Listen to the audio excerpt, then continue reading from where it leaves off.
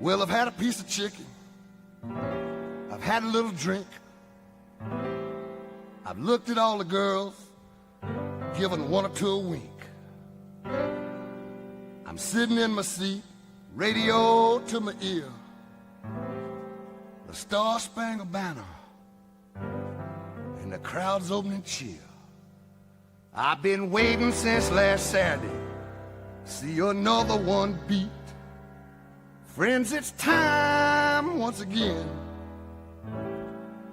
to let the big dog eat. It's time to let the big dog eat. It's time to hear the bulldog beat.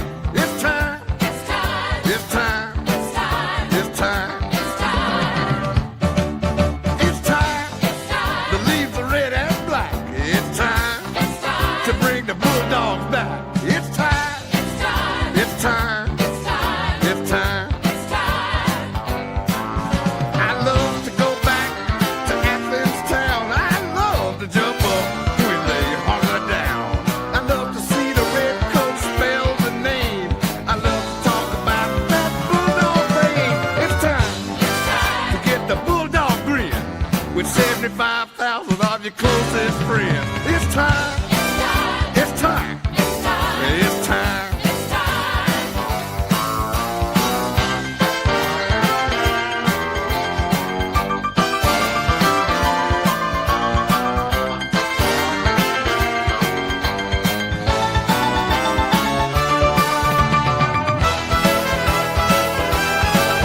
It's time to feel the bulldog heat.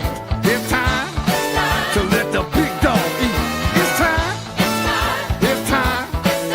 It's time. It's time to get the bulldog grin with 75,000 of your closest friends. It's time. It's time. It's time. Is it time? It's time. It's time.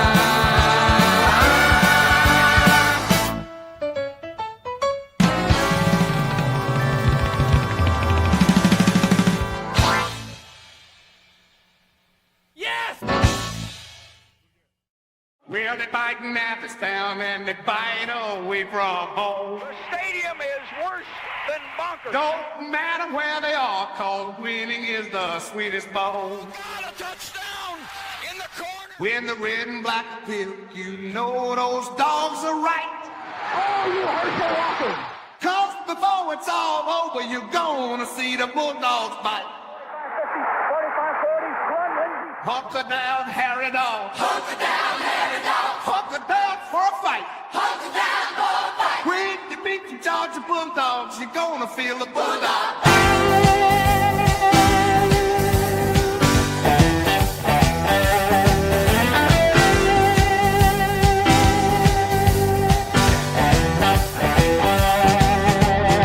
Ever seen a bulldog ready for his meat?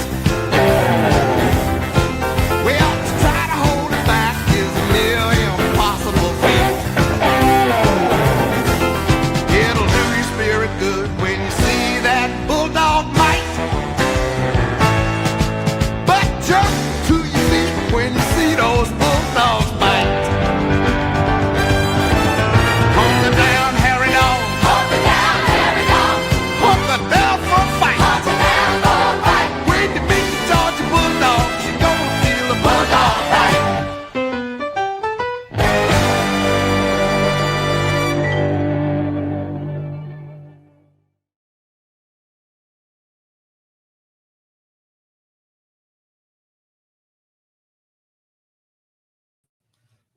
We are live, I think. Are we live? Let us know Are we if live? y'all can hear us. Please, that would be great. Get a thumbs up. Yeah, give me a thumbs up. That would be awesome. Hope y'all are doing well tonight. It's a big, big night, Adam. Big night. Big night. Big night. Big game night. tomorrow. Yes. Yes. Huge game tomorrow. Huge game tomorrow. I just thought about something. We What? gotta get the TV on and watch some conference. Oh, yeah, yeah. Go Let get me the do that TV real on. quick. Yeah, yeah, Let yeah. me do that real quick. I'll be right back. Do y'all notice anything different? I'm curious if the people have already picked up on it or not by now. I think they have.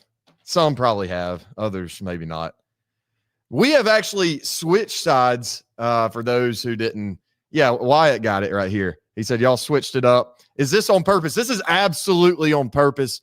And I'll tell you why, Wyatt. I went back and I watched the call-in show before the 2021 National Championship game, 2022 National Championship game versus Alabama up in Indianapolis. And Adam and I were sitting in Scottsburg, Indiana, in a random Holiday Inn, I think it was.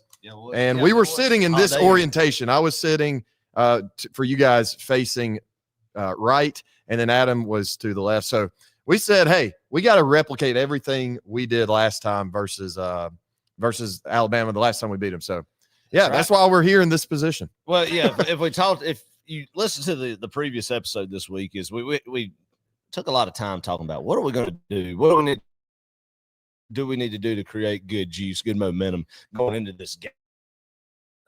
Stuff do you have to get rid of, maybe, or not wear to a game that you know that you've worn, that you've seen Georgia lose 5 times in Atlanta against Alabama with. It's just changes you need to make that you as a fan need to do and to commit to for the betterment of the result of the game. Yeah, right. So Evan said, no big game Eminem. Big game Eminem is actually right here. Believe it or not, he's here. He's not going to touch the set this week, though.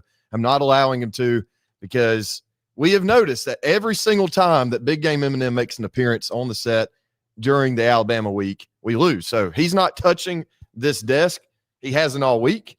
Yep. And that's just how it's going to remain. So that's right. And a lot of things tomorrow. I'm not going to wear a pullover or a shirt, t-shirt. Shoes, you're not wearing anything tomorrow? No, nothing that I've ever worn in against the Alabama St. Louis. Good. Okay, good. There we go. Nice. That's what I'm doing. Well, I've got my backpack hoodie ready to go. Good. I did notice that I wore it in the 2023 SEC championship when we lost to Alabama. Oh, man. But we didn't sit together that game. Right, we didn't. Our first caller on the line, we've sat with him every single time that you and I have sat with him. We have won the football game. Well, good. And so I'm going to let him introduce himself. We'll take our first caller. Welcome to row 60. Who we got? Yo, it's Baylor Terrell from Cleveland, Tennessee. How are y'all doing? Baylor Terrell. How big you man. doing, sir? What's up, guys? I just hadn't called in this year, so I figured it was time to make an appearance. Good. As you should, Baylor. Good. Absolutely. What's the pulse right now in Cleveland, Tennessee? I'm gonna puke. Oh my gosh, that's a classic Baylor statement. Were you able to work on any patient's teeth today, Baylor, or were the nerves too shot that you couldn't keep just steady hands working today? Yeah, I just went and actually didn't work today. We had our office Christmas lunch, but I still went up to the office and put the nitrous on myself, just to kind of ease the nerves. Good. Did you give yourself some laughing gas just to kind of take the edge off today? Yeah, that's right. That's the nitrous. That's what I did. You're only supposed to turn it up so high, but I just turned it all the way up just so I could feel something again. Yeah. Well, you may have to bring us some laughing gas because me and Adam are on edge. That's right. And I think we will remain that way until the game's over tomorrow. Absolutely, no doubt about that. Oh my gosh, Baylor, you're sitting with us finally. I mean, we've sat together.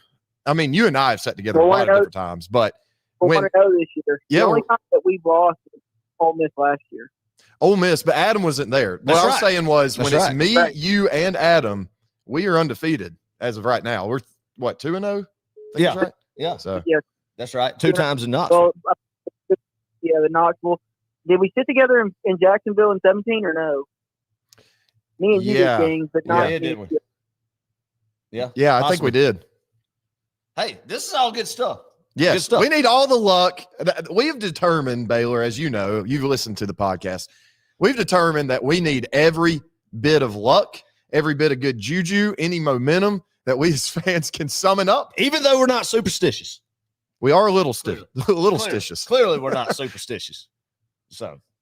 Well, I completely feel that because I just went back and looked at all the pictures of my phone of things I've worn.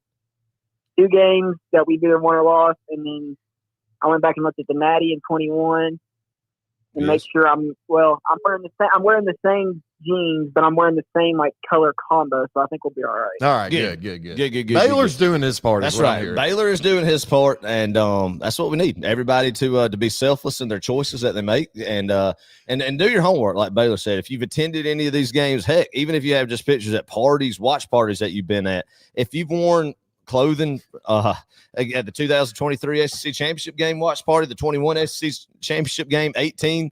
The 24 game, or 2012, if you can still fit in clothes from 2012, good on you. That's a win in itself, So then, make the adjustments necessary. Adjustments. That's right. I literally went back to 2017 Natty and made sure that anything I was wearing, we weren't wearing when James and I was working that one. I went back to 2018 SEC Championship where we lost Alabama and make sure I wasn't wearing anything I was wearing to that one. So I've done some due diligence. Good. That's right. That's what we just asked. That was our lone request we made for the fan base. Right. This week is to do those things in our part and win, because we know. Well, that was the other thing I was trying to decide between what hat to wear, because I've got, Lord knows, way too many Georgia hats. Baylor, you have too many. Started, you have too many of everything. You got too many shoes. You got too many hats. I know you got too many pairs of boots. Too many coaches polos. So yeah. But I was looking, when I was talking with McKay earlier games, I told him, I said, I was deciding between a few different hats, and then it just kind of dawned on me. The hat that I wore to the Tennessee game, the white one, I've worn it every game this year except Alabama. Good. And I also, that's because I watched it at home, so I didn't wear a hat, but still, after that week, I changed and went back to my tested and true ways, except for when we played Ole Miss. Now, those listen that don't know, my wife is an Ole Miss grad. So her and I watched the games in separate part of the houses. And for the first half, I had a different hat on. Well, at halftime, I came down in the living room, was kind of just talking to her. But while she wasn't paying attention, I snuck in the room and grabbed the white hat, put it back on for the second half. Right. And I think we pulled away at the end. So the white hat has been good to me this year. So it will be making a trip to Atlanta tomorrow. That's what I like to hear. Yep. I love to hear that. Yep, that's it. I've also heard that Kalen DeBoers, he's wearing his black hoodie that he's beaten Georgia in twice now, which is crazy. Oh yeah. So he lost his luck with that, losing to Oklahoma, right? That's where his streak was broken. I think he said he's wearing the original one, original, whatever that means. So maybe it was last year's pullover specifically. Who knows? Baylor, how do you feel about the game though? I know you're nervous. I know you're not a pessimist. You're just I think you're more of a realist when it comes to Georgia football, especially playing these types of games. You're not going to get overly optimistic. It's kind of one of those things. You just got to see it happen for you to actually believe in it. But give me your honest opinion. What do you think the Dogs are going to do tomorrow against Alabama? Yeah, I've had a long week of watching way too many YouTube analysts break film down and reading articles. I love Dogs HQ. I'm on there pretty religiously. So whether it's between the message board or just the articles that Rusty and Jake and those guys are putting out, I've probably read it, and I've probably read it multiple times each one they put out. I swore after we won in Indy against them, and then we lost in 23, I swore I would not go to another Georgia-Alabama game until we beat them, because that's just been my stance on this.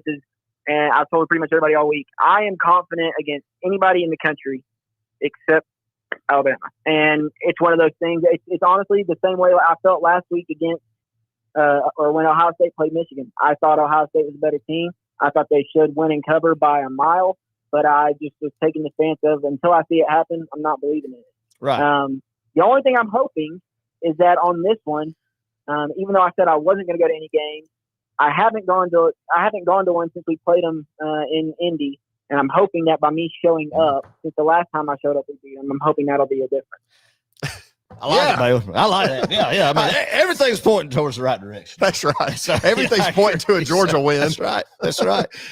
Oh man, I love it. It's funny. The luck is, obviously it's not real. The whole, superstition stuff. But I mean, because there's all these Alabama fans that are doing the exact same thing. They're wearing their lucky, hat or pullover or whatever. But it's just good fun. Everything that they've worn the 20 straight times they beat. Yeah, for real.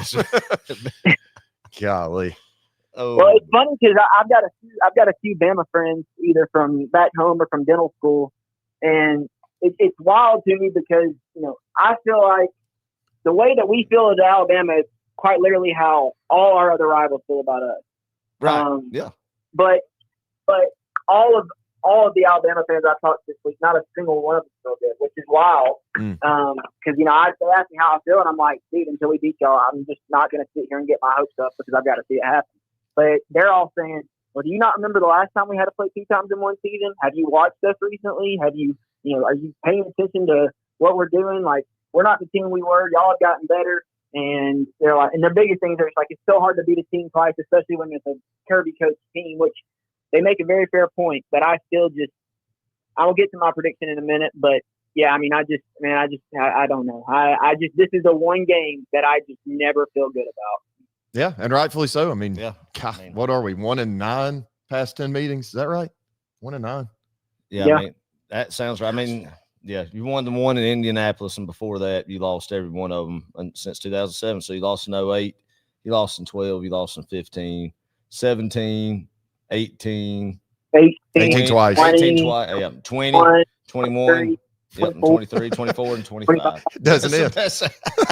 It doesn't end. Oh, boy. Oh, my gosh. The odds and the features, all of them.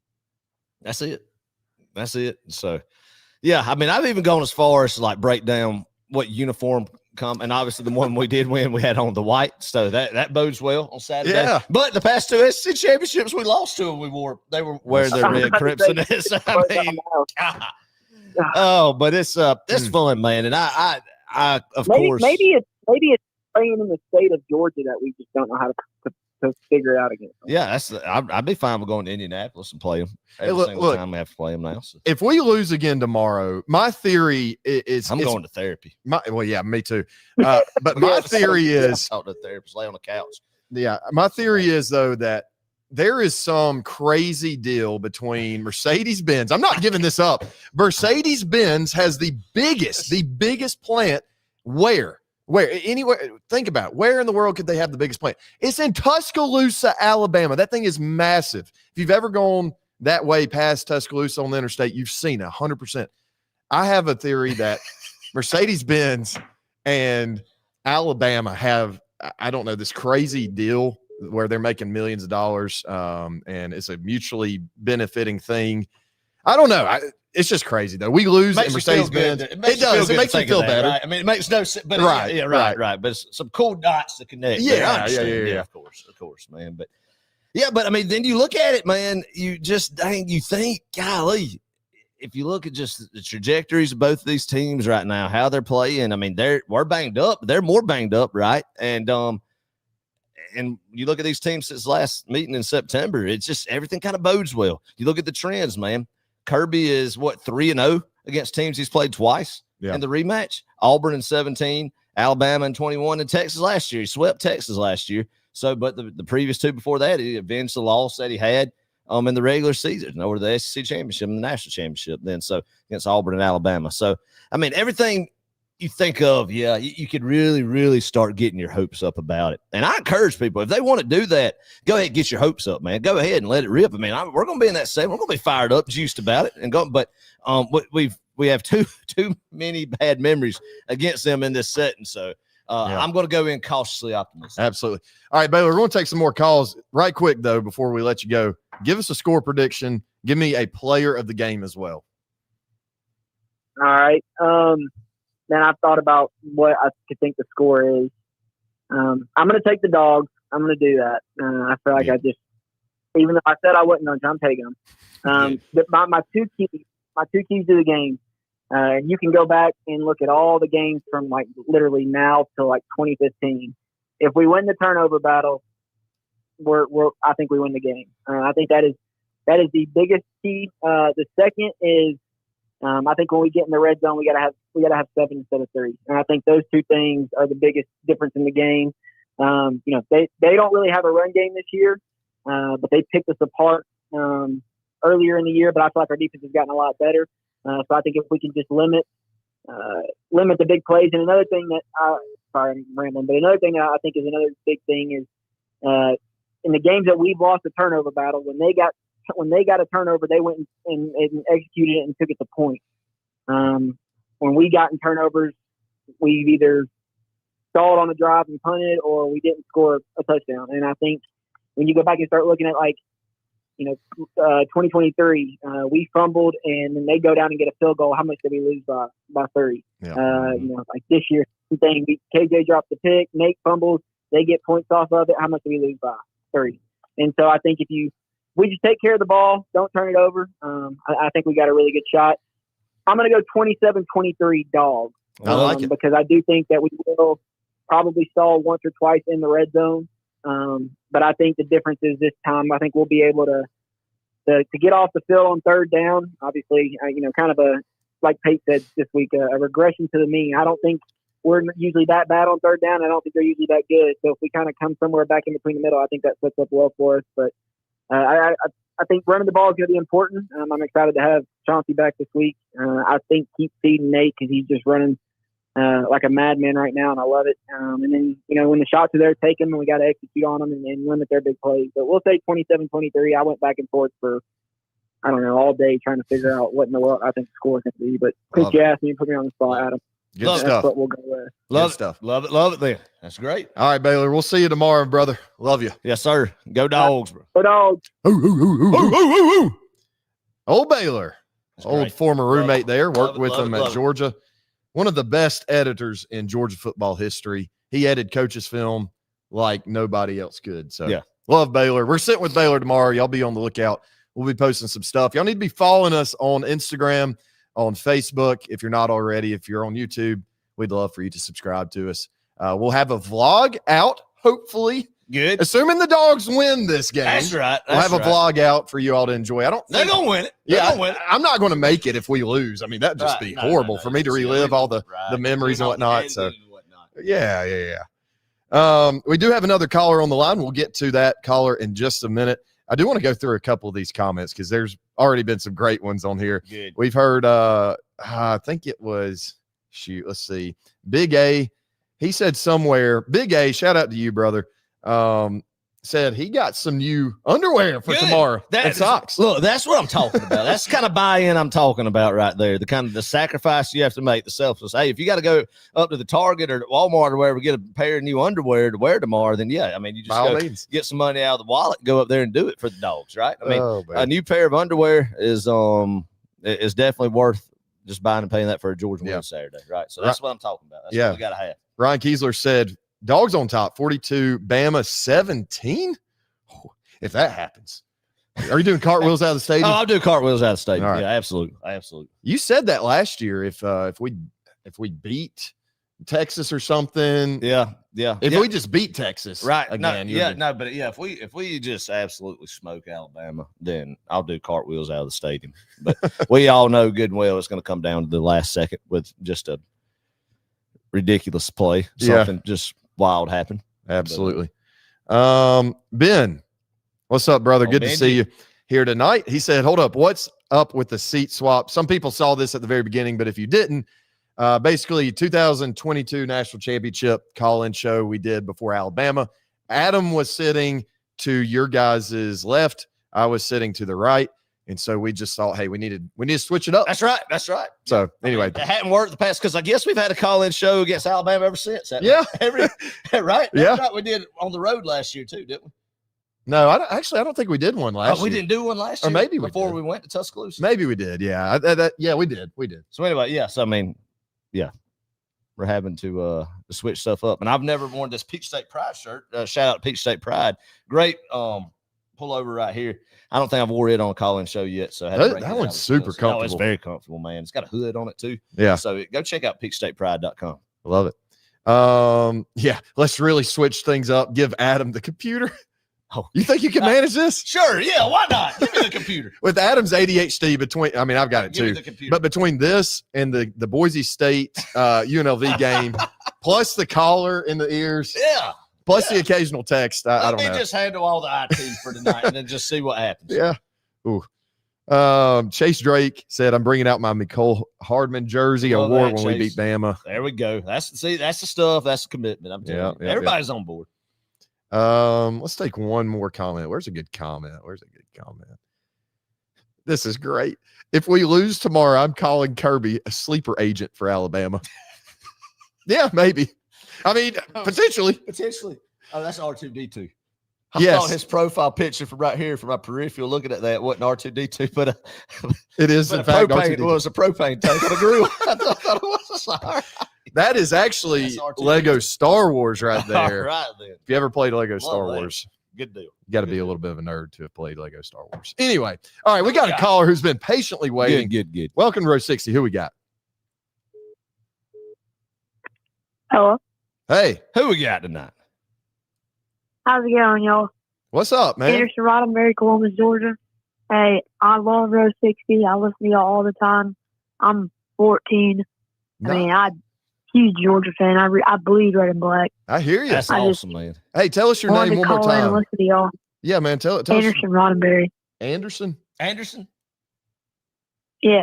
Nice. Awesome, Anderson. Man, I appreciate Roddenberry. you calling in. I appreciate you calling in. It's Yeah. great to hear from you from Columbus, Georgia, you said? Yes, sir. That's great. That's great, Anderson. Well, all right, man. Well, tell me what you think about tomorrow. How the Dogs going to do?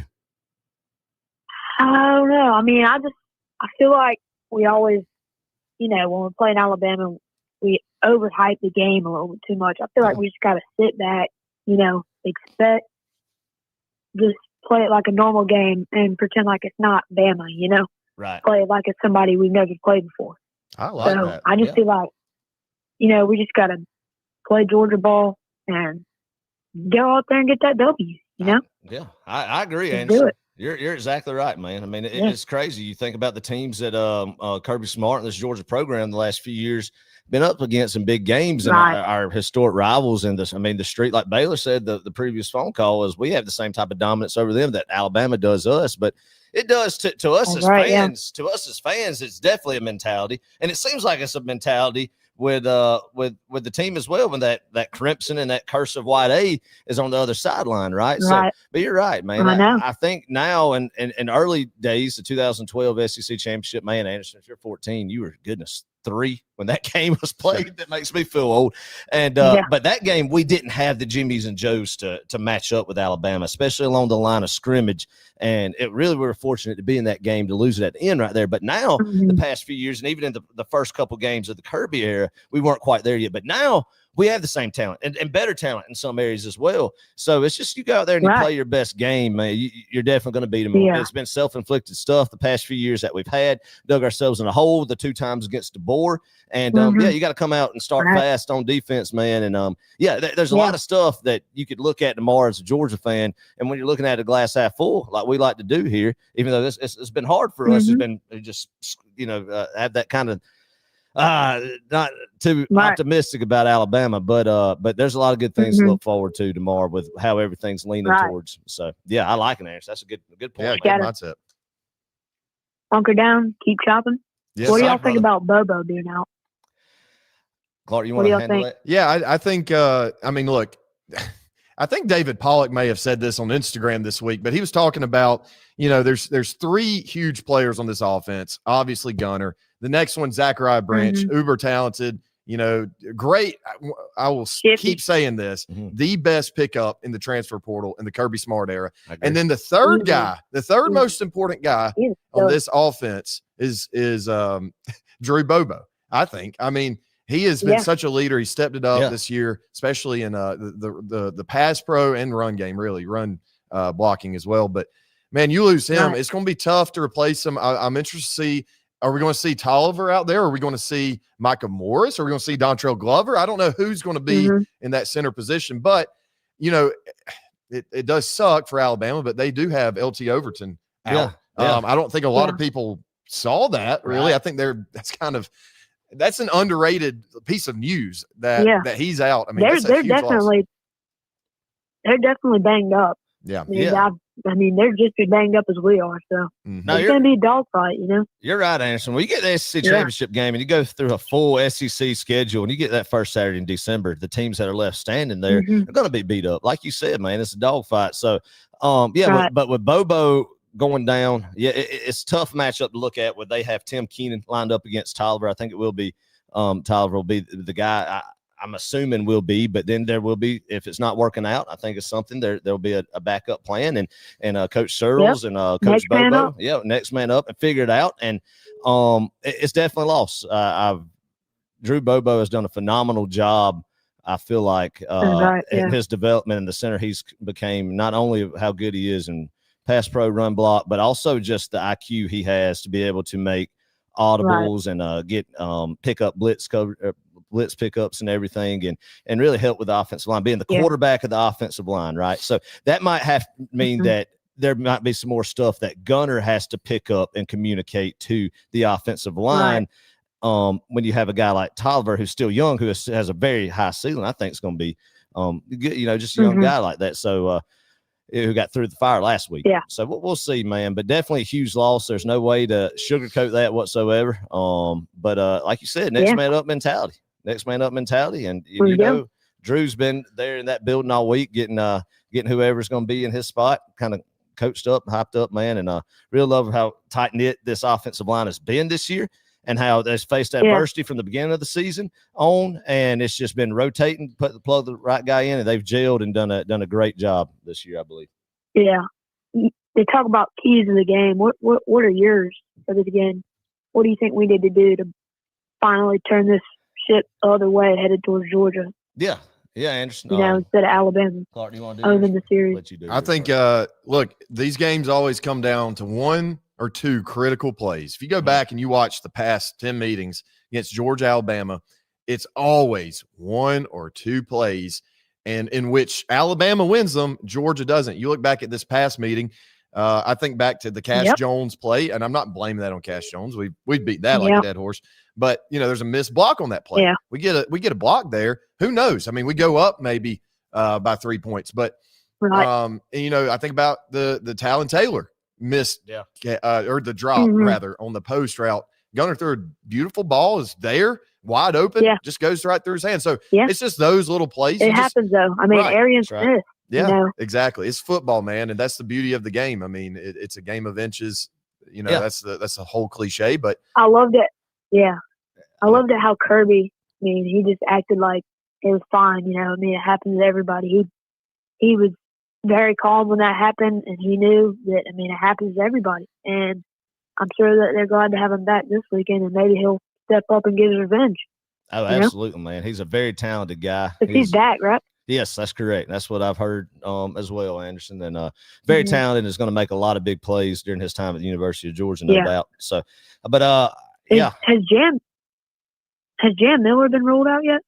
Yeah, it's questionable. I think they said that. I mean, I still think there's potential, but they said it would be very uphill wild if he did. No way close to 100%, man. Yeah. Said they definitely expect to have him back for the banged playoffs. Up too. Who's that? Right. Yes. Simpson's banged up too. Yes, he is. He did look hurt, man. He did look hurt, and he's a baller. Yeah. But one thing too, if you go back and you look at Alabama, he's been good, but he was on a different planet that first half against Georgia. So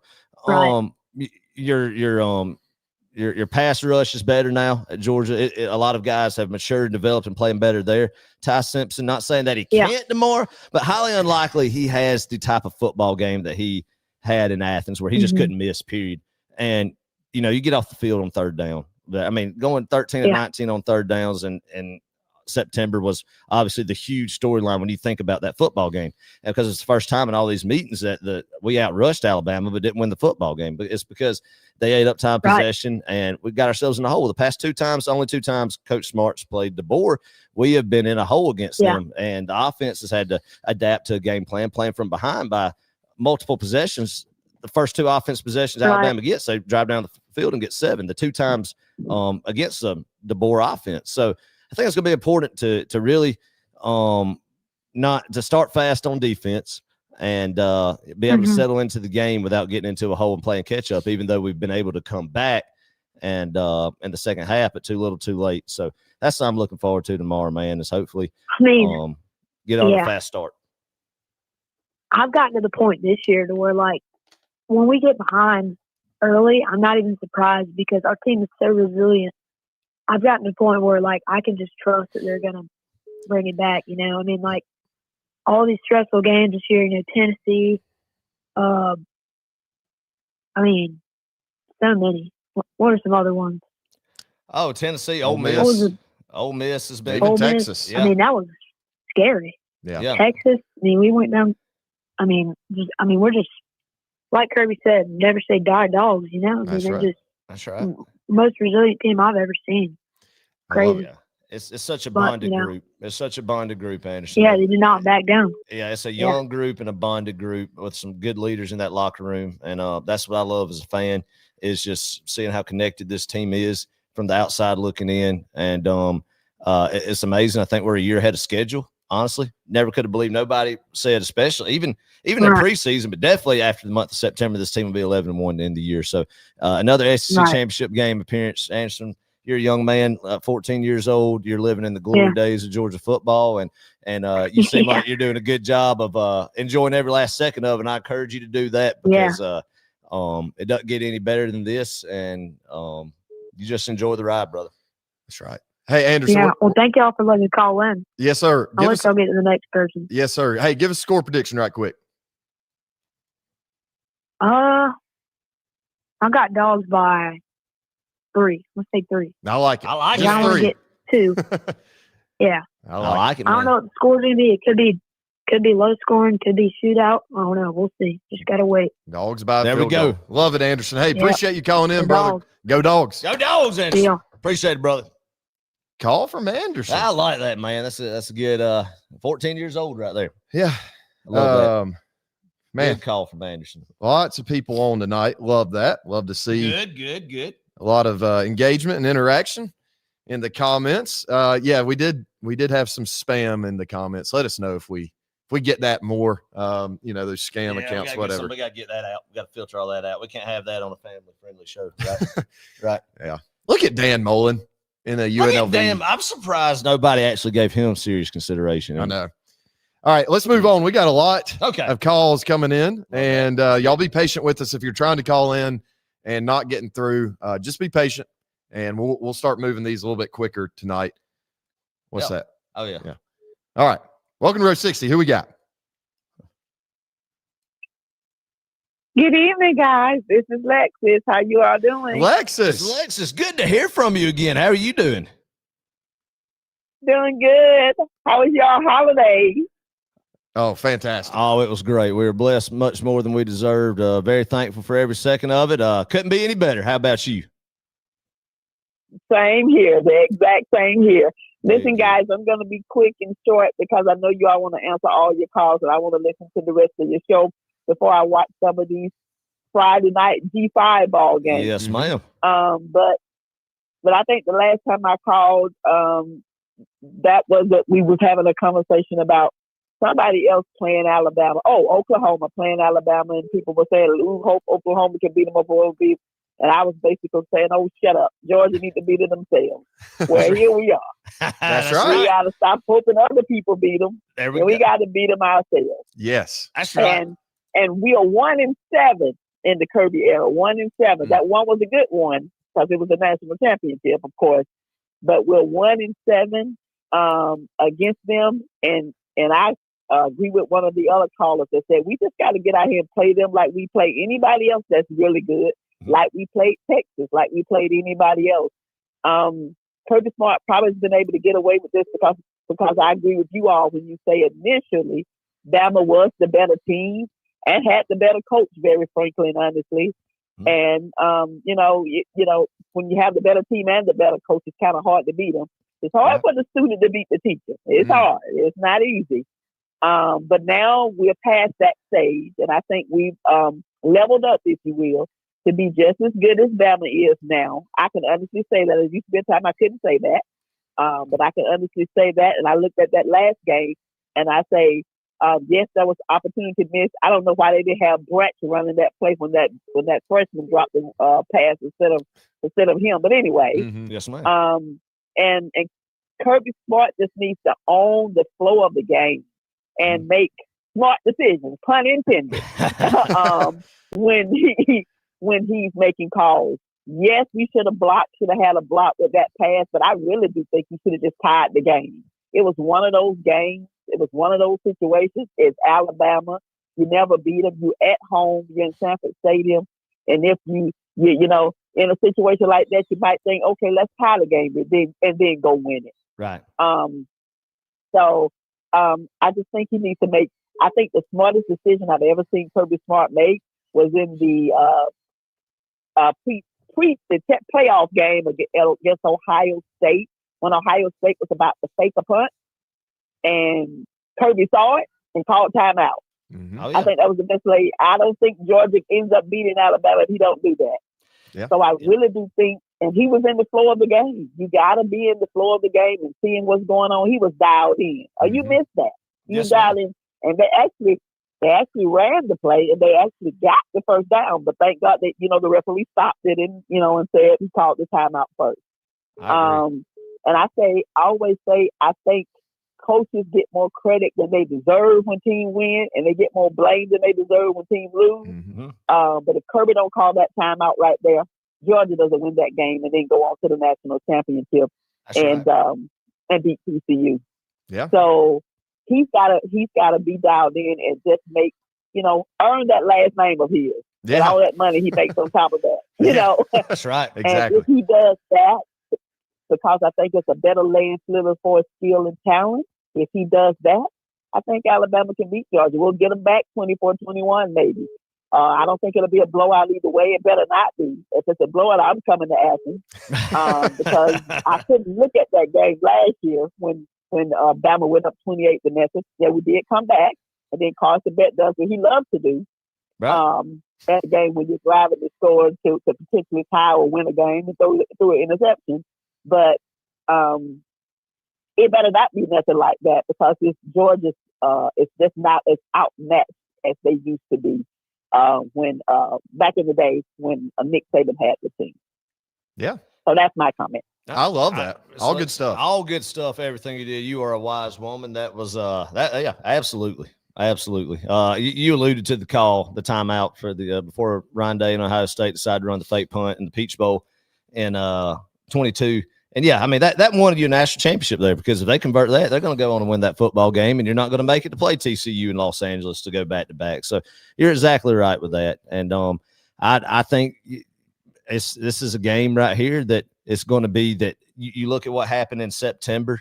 And not saying that it can't happen again because it just seems like in these games, Alabama just answers the call and guys just step up. I mean, Ryan Williams has been missing now for a while. He could just come out and just have a career day tomorrow. Ty Simpson could look like Tom Brady again. But, the trajectory of where their offense is, that looked good the past few weeks. Georgia's defense is trending up, and that's just goes to show just the development of Glenn Schumann and that staff and Kirby Smart of these young guys who've had to play critical roles coming in and stepping up and really being developed and gaining some confidence in what we're seeing with a little bit more of a pass rush now. That's, I think, is a whole lot better than what we saw at the end of September, right? And it's just going to be hard for Ty Simpson to replicate how zoned in and good he was and deadly accurate he was with the football against Georgia at first. So I think there's a lot of good things trending in our direction that you're exactly right that we could pull this one out, no doubt.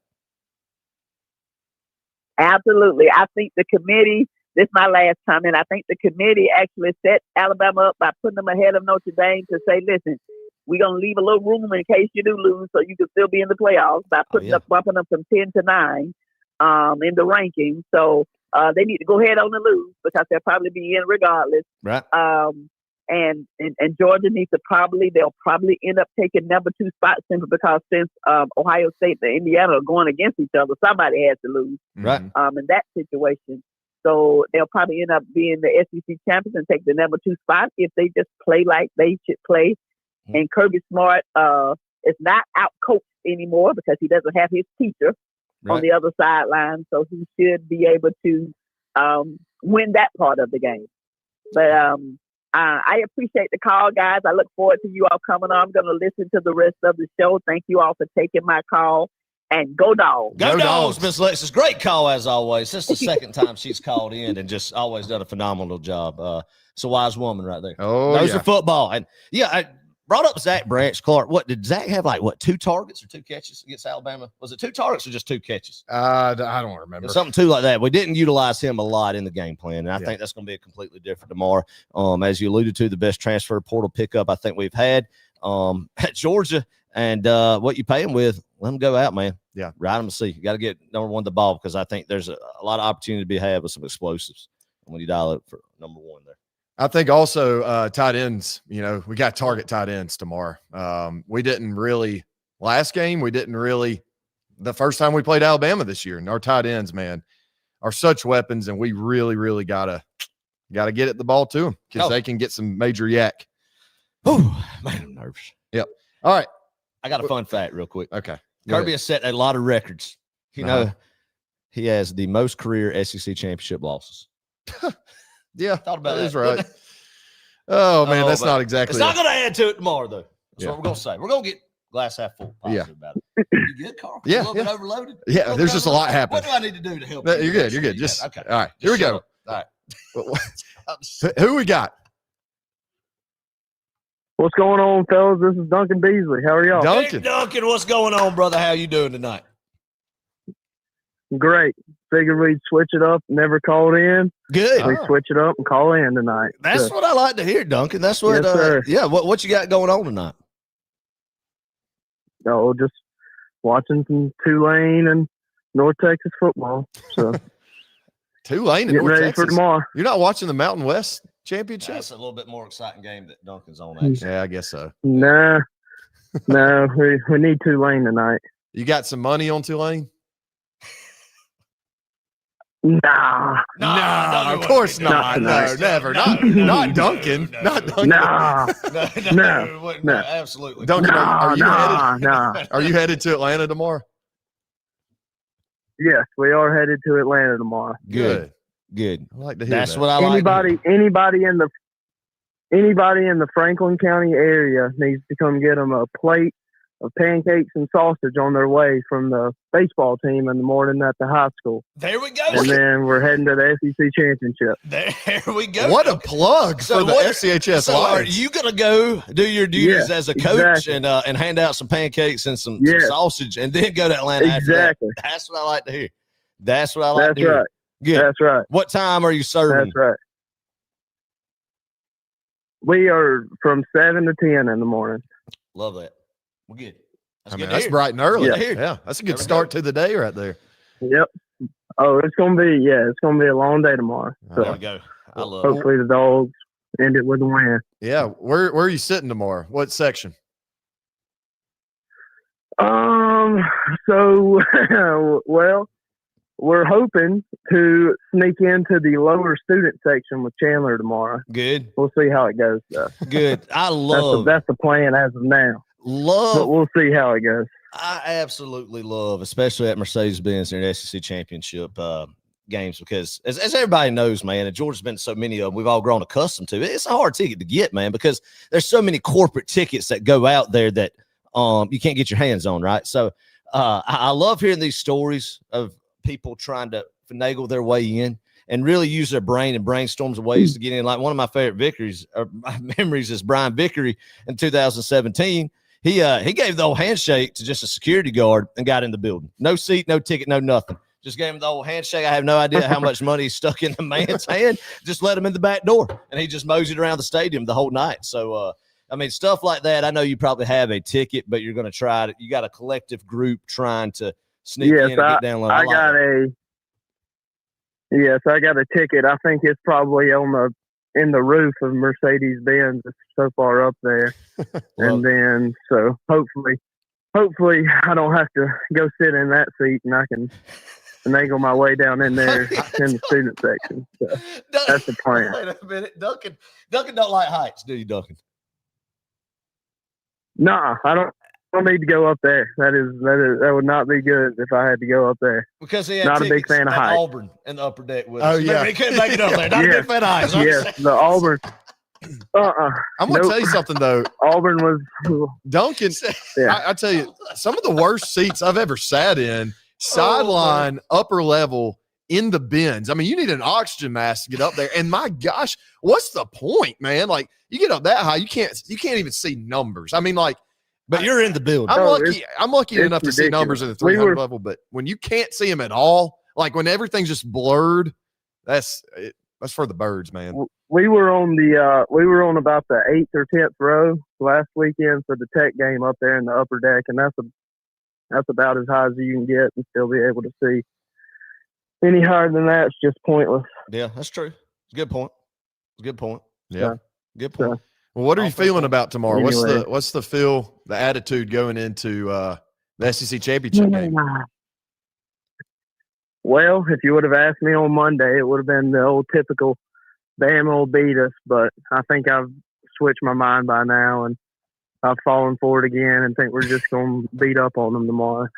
They're limping in, and we are too, but I think we'll be all right.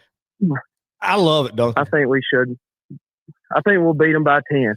Okay. I think we'll beat them by 10. There we go. So, I like it. Are you putting are you putting your money where your mouth is on that, or you feel?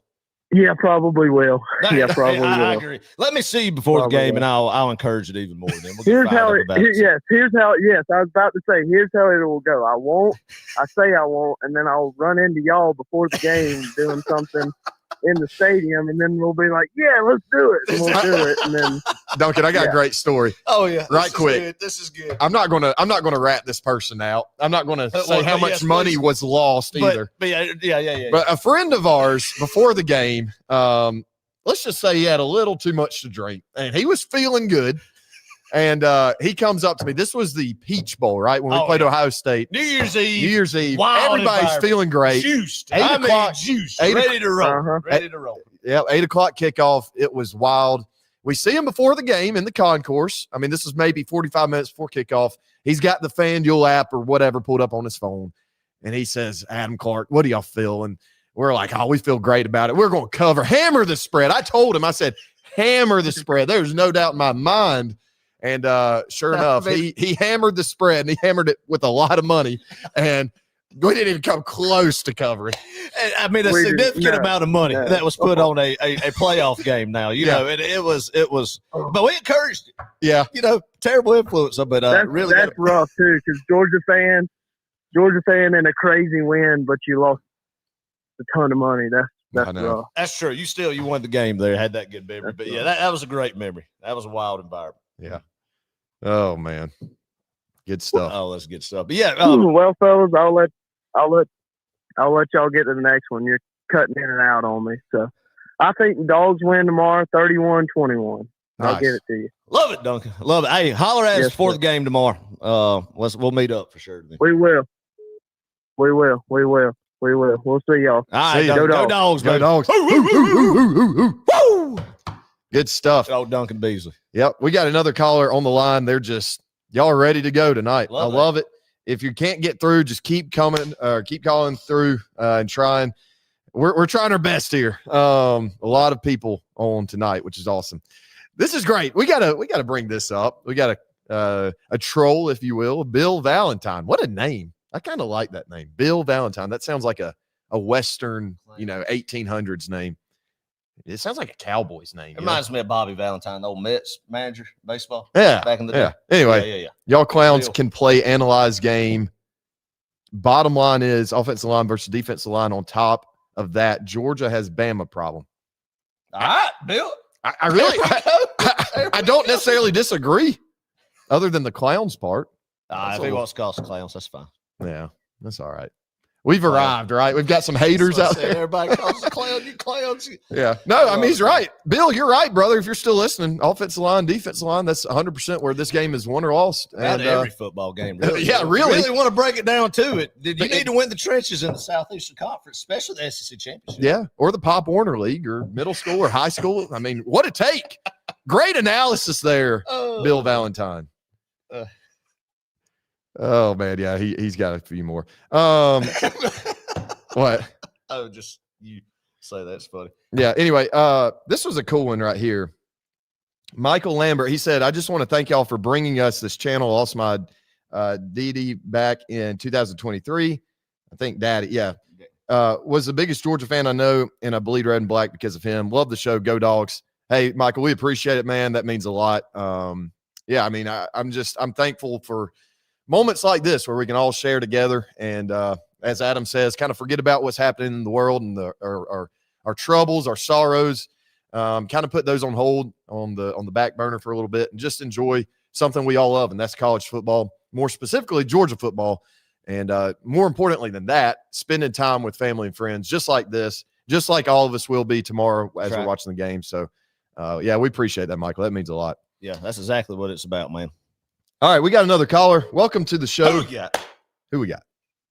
What's up, y'all? This is Jorge calling back in. Jorge Chambliss. Yes, sir. Jorge, what you doing down there? Was it Milledgeville? No, Jones County, Gray. Gray making area.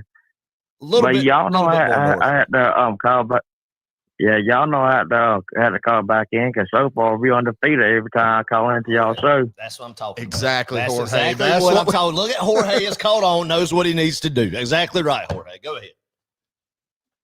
Yeah, I'll tell you what.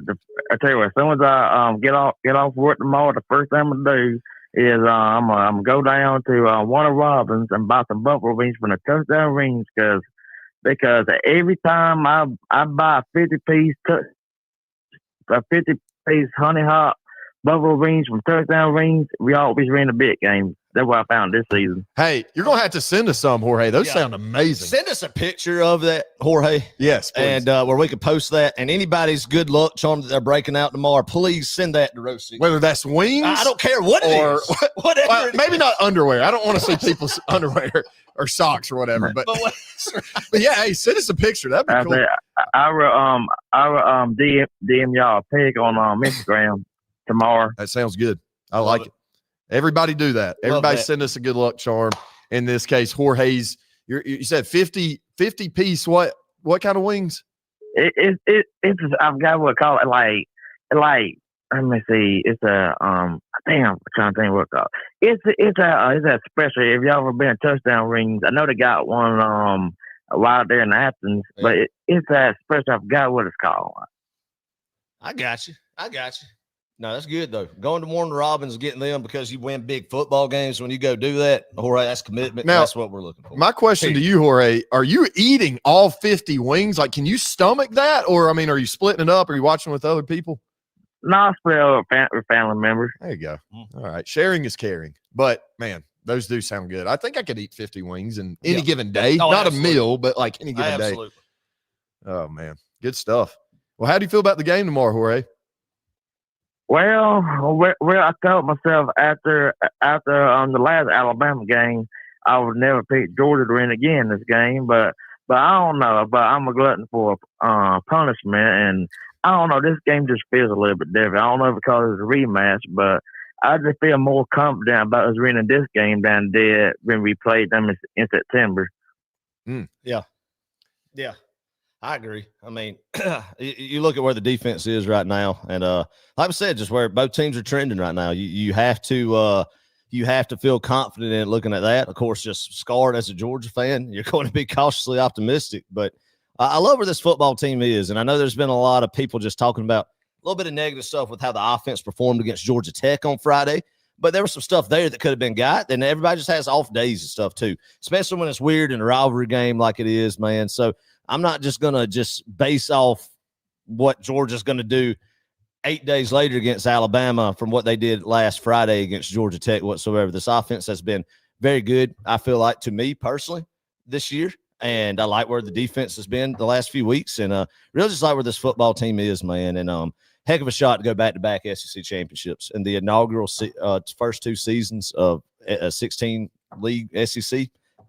Amazing feat. Yeah. Yeah, I agree. The main thing to worry about is cost Gunner. He's been throwing more interceptions. Now, I love Gunner and stuff, and overall he's been doing a good job. But like what killed us the past three matchups has been 1 or 2 turnovers. So we can't afford interception because that's how Bama been beating us. No, absolutely, man. The past few games Georgia has turned the ball over in critical times. And it's been something critical times against Alabama. But then, like you said, the Gunner Stockton interceptions. He's had 1 the past 3 games. And something we just don't need to do.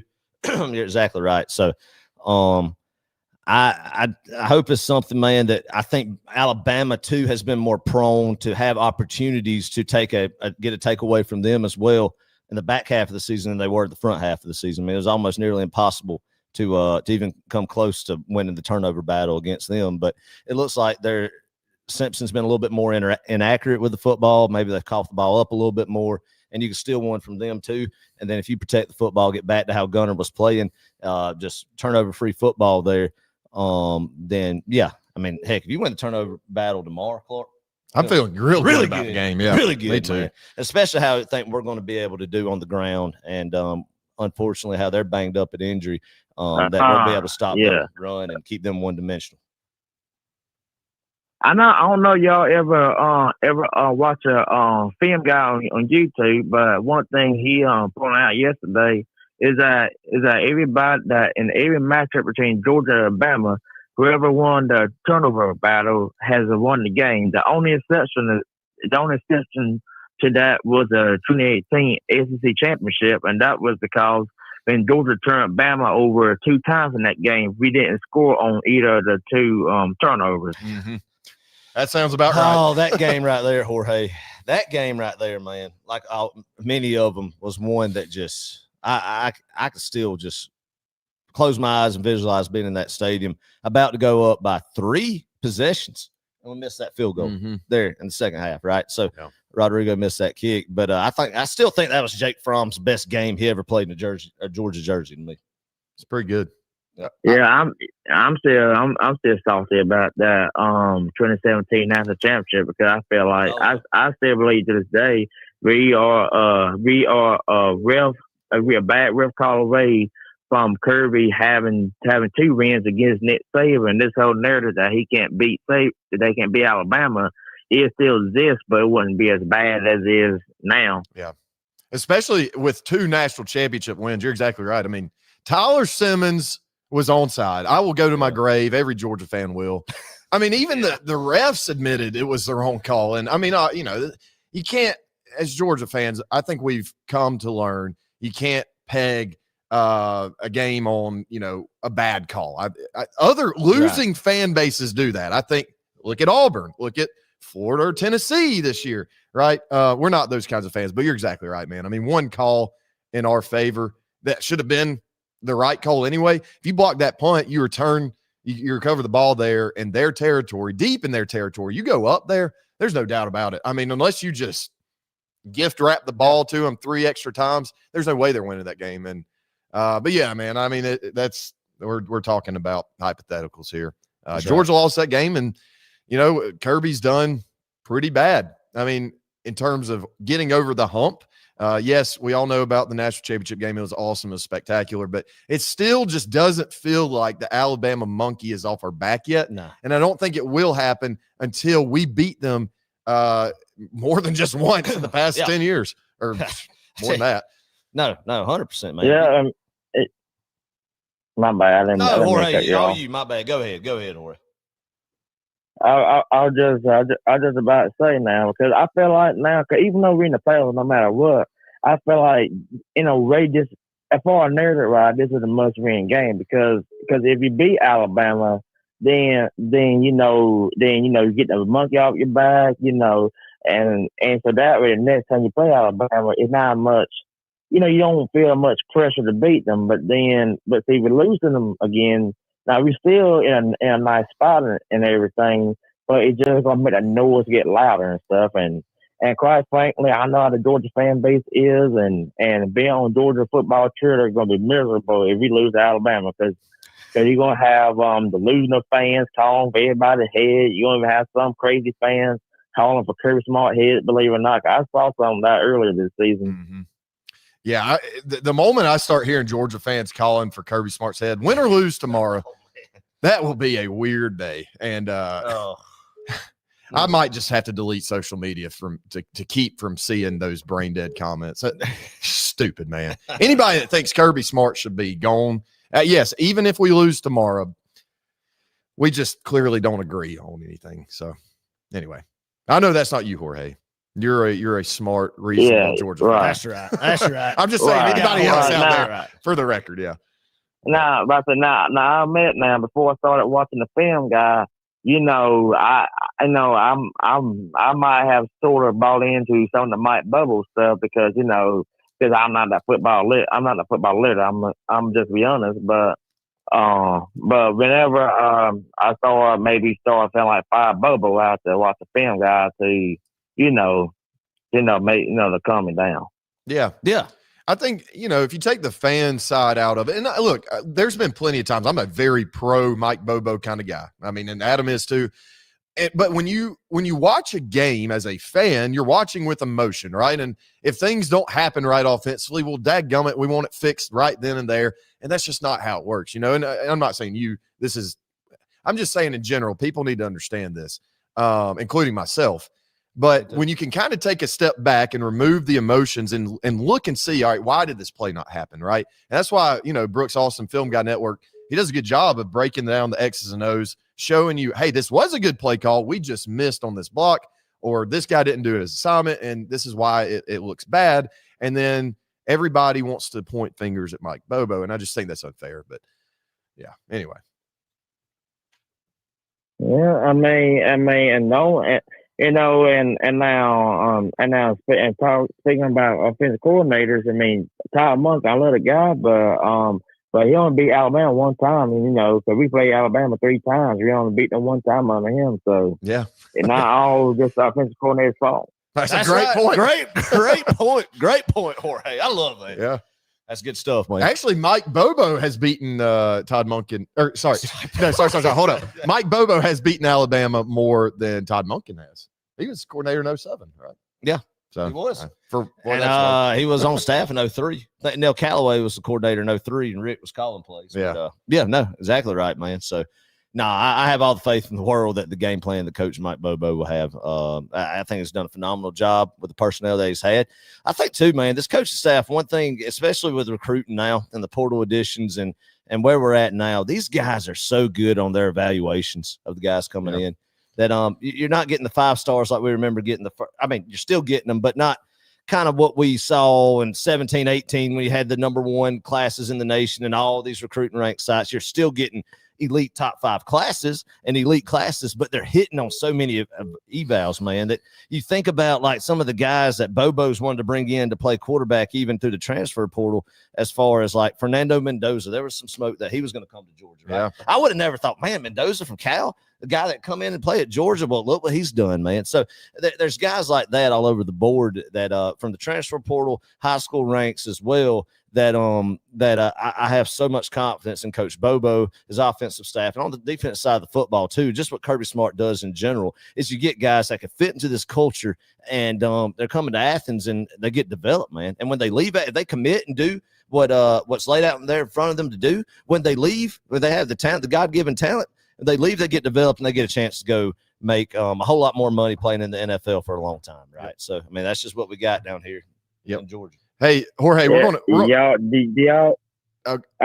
just about to say, do y'all want to know how I know you're best that we're Georgia Bulldogs fans? What's that? Because while some of us are complaining about us having, I'm not sure where we're the number 4, number 5 ranked recruiting class in the country. Oh yeah, I know we're number 4, number 5. Yeah. But while some of us are complaining that this is Kirby lowers recruiting class, you got other fans who complain about not getting a single recruit. Yeah, that's a good point. That's right, Jorge. I mean, anyway, y'all have a great night, man. I don't want to keep y'all up too late. Jorge, you're doing good, man. We appreciate that. You calling in. Enjoyed having you call in these past few shows, brother. Get your wings tomorrow. Send us a picture of them and get loud. Enjoy watching this game, man.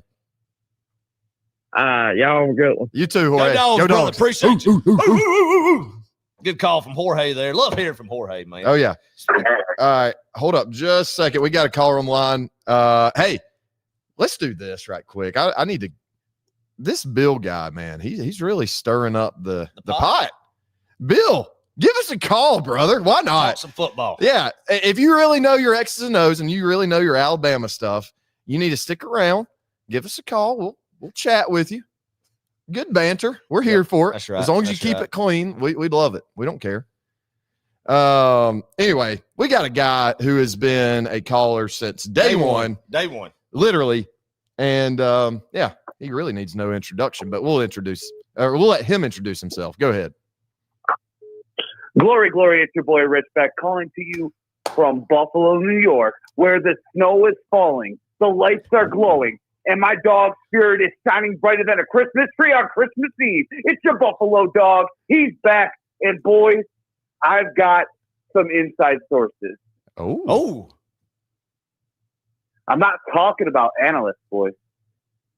I'm not talking about beat writers.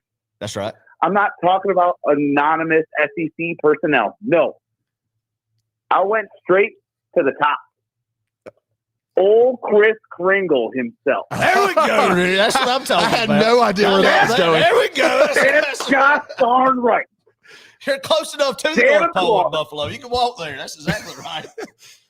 I mean, I'm telling you, no joke. My car read negative 10 degrees this morning. I'm not even joking. Just go ahead. No smoke. It was terrible. I was like, I'm going to go out there in my sweater. No, I better go get a coat. Oh, I love it. But that's right. Santa Claus himself gave me the scoop. I took my kids to get their pictures done at the school, and what did you know it? Santa was right there. He looked at me. Said, you know, that look he gives when he knows something? Because, you know, Santa, he knows everything. Right, He's always watching. Absolutely. He's checking the list. Absolutely. Right? He leans in, no joke, says to me, Rich, how you think your dogs are going to be doing against Alabama? And right then, I knew, he knew, because if Santa knows what's on your heart, or if anyone knows what's on your heart, it's Santa Claus, right? That's and right. he tells me, I checked the list, I checked it twice, and this Alabama team, this ain't the old Saban Alabama. This isn't the dynasty Alabama. This is the Alabama that's about to get a lump of coal from Kirby Smart. There we go, Rich. That's what I'm talking about. Right Yes. there. I'm not joking. He saw me, and I'm like, he's not talking about the dogs. I'm like, okay, all right, Santa, said it. It's confirmed. The man runs the analytics in the North Pole.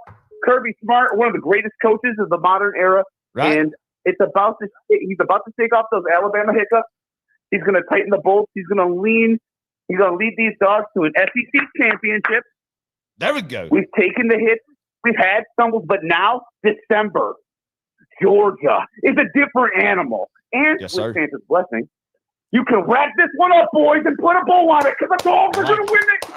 SEC championship. There we go, Rich. go. Let's go, There Rich. we go, Rich. Good I love energy, that. Rich. Love that, Rich. That's what we need. That's what I'm talking about. So that's my prediction. I love Dogs on top. I'm not going to give you stats. I'm not going to give you data. I'm not going to give you all that stuff, because that's you guys. That kid that was talking to you guys earlier, man, he knows way more about football than I do. He can just keep yapping and yapping and going. He knew players. He knows drives. He's like asking you, man, that kid was really impressive. Mm-hmm. Oh, I really, love it. really, really impressed by it.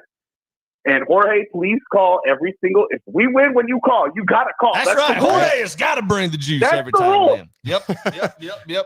Yep. gotta call. Absolutely. We're gonna call it the Jorge rule. That's right. Yeah, Jorge rule. We got to. Yep. That's it. Oh, Big man. game. Look, get rid of the big game M&M. We got to get the big game Jorge phone call. The big game Jorge phone call. That's exactly Right. right. That's what we need, Rich. You're right.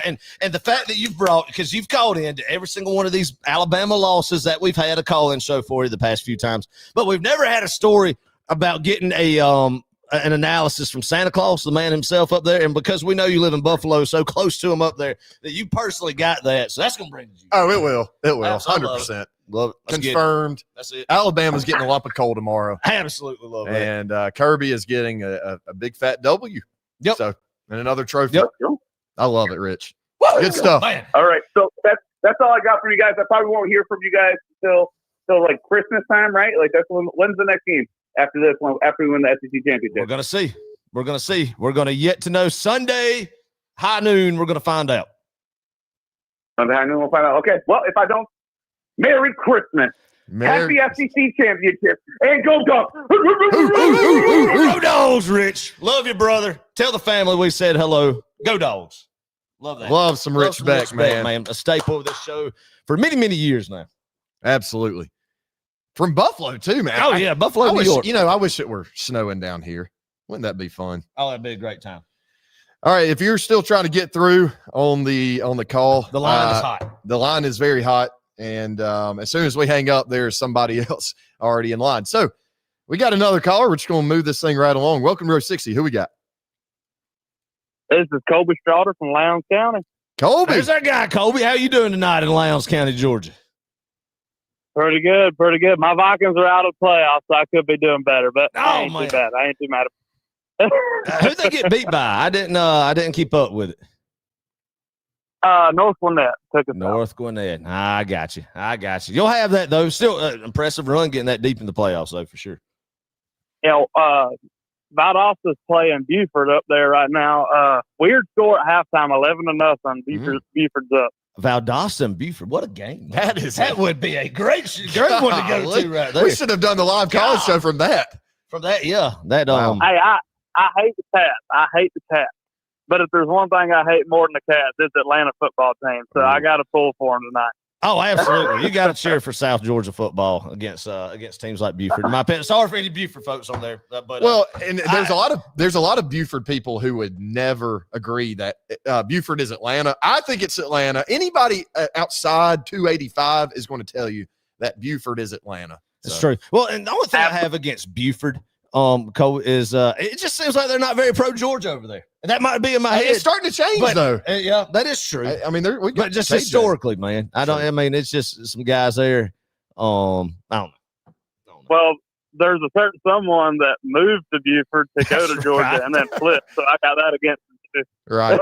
And that certain someone's brother's quarterback at Buford now, isn't he? Yes, he is. Yes, he is. And I got to admit, right. he's not doing terrible. Not as good as his brother, but he's not doing terrible at all. Wait. To bring that up real quick. This is off topic. Real quick, then we'll get back. My boy Busky, I don't know if he's watching. He sent this statistic today. Did you know Ty Simpson has a little brother? And yeah, I didn't know he's that. in a state championship game. His halftime stats: Graham Simpson, 12 for 14, 510 yards passing, 6 touchdowns. What are they running? 4 verticals? Hail Marys? 14 pass attempts, 510 yards, and 6 touchdowns at In one halftime half of the state championship. What is this, Alabama football? It has to be, right? Dad, or I don't know. His dad is in Tennessee. Oh, I'm sure they live up there at UT Martin. This has got to be like a single A program or something. Anyway. Anyway, sorry. I was like, oh my gosh, that's insane. Crazy. Well, I got a fun fact for y'all real quick. Give it to us. I've been doing some deep research over this whole week. I have looked at the history of the AP poll and the history of Vegas betting odds. And I only found one time where there was a back-to-back matchup in one season, and there was 2 upsets in the same year against the 2 same. Now, do you know what teams those were? Are you talking about? Is this all of college football right here? All of college football. Yeah. Well, Wow. I'll say the AP poll. That'd be the FBS. Okay. To narrow that down. Right. Absolutely. Well, what was it then? Hold up. Let me take a guess right quick. Hold up. Is it Alabama LSU in 2011? That's not it. 10? LSU beat them in 11, and then Alabama beat them and LSU beat them in the regular. Oh, okay, yeah. Oh, you're saying back-to-back upsets. All right, no, Yeah, I don't know. Go ahead. That would be Georgia versus Texas in 24. That makes sense. Yeah. Dang. Yeah. Of course. Texas was the favorite both games, and Georgia got the upset both games. That's only happened one time in history. And Alabama's looking to do the same thing to us tomorrow. Yeah. And I don't know about y'all. I'm a little selfish, so I'd like to hold on to that stat for ourselves for a good while longer. You dang right, man. I really think I think we're gonna do it though. I think we're gonna do it. I think it's gonna be a close game at first. I don't think it's gonna be as close as a lot of people are thinking. I don't think it's gonna be a 1-point game. Yep. I don't know though. I've called in with the Ole Miss game, and I had a prediction that Brock Bowers was going to go off and put up Heisman numbers. Right. I called it the game. I said our defense was going to go off, have a breakout game. We did it. Yes, sir. I don't really have a prediction for how we're going to get there for this game with everything that's going on. Yeah. But I will say this. I went with the offense. I went with the defense. This game, I think Kirby and the staff is a little embarrassed about the last game. I think they put on a coaching clinic against Alabama tomorrow. It's time, man. It's time. It's got to happen. There's some law somewhere about the law of averages that it's just got to happen at some point. Right? The gambler's fallacy. It has to happen. Adam, you'd be awful in a casino. You would lose every dollar that you own. But hey, Kobe's right, man. I like it. That's a great stat of going back. Kobe doing his homework, going back and finding that fun fact right there. I love that. That is good stuff. That's big. I could just see Adam at a at a slots machine. It's got to happen at some point. It's got to. It has to happen. Just keep pulling that lever. Keep pulling that lever. Hey, yeah, that's right. It's gonna happen. But for real, it has to happen. Oh yeah, for real, it has to man. for us, right? That's what I told somebody today. Not a big football fan whatsoever. That has no idea there's a game going on, and I'm like, man, I can't believe there's going to be people tomorrow in this world at 4:00 that really could care less. There's a football game going on. They're going to be at a musical. They're going to be at a play. They're going to go to a matinee movie somewhere, maybe a knitting club, something that they're going to go do and not care what's going on at Mercedes Benz Stadium in Atlanta, Georgia tomorrow. And half of me, I envy that, right? But I told him real quick that the definition of insanity is, I said, every time Georgia and Alabama's played in the SEC championship game, everything, I've gotten fired up that Georgia's going to win the football game, get juiced about it, and we've lost. And I just keep going back for more. And I'm going back tomorrow for more. And when I get to that stadium, I'm going to feel like, Georgia's going to win this game. Let's go. Let's let it rip, because it's got to happen eventually, man. And when it does happen, it's going to make it sweet. I mean, yes, we got to experience the ultimate mountaintop in Indianapolis. That was awesome. But man, until we beat them, I think consecutively, right?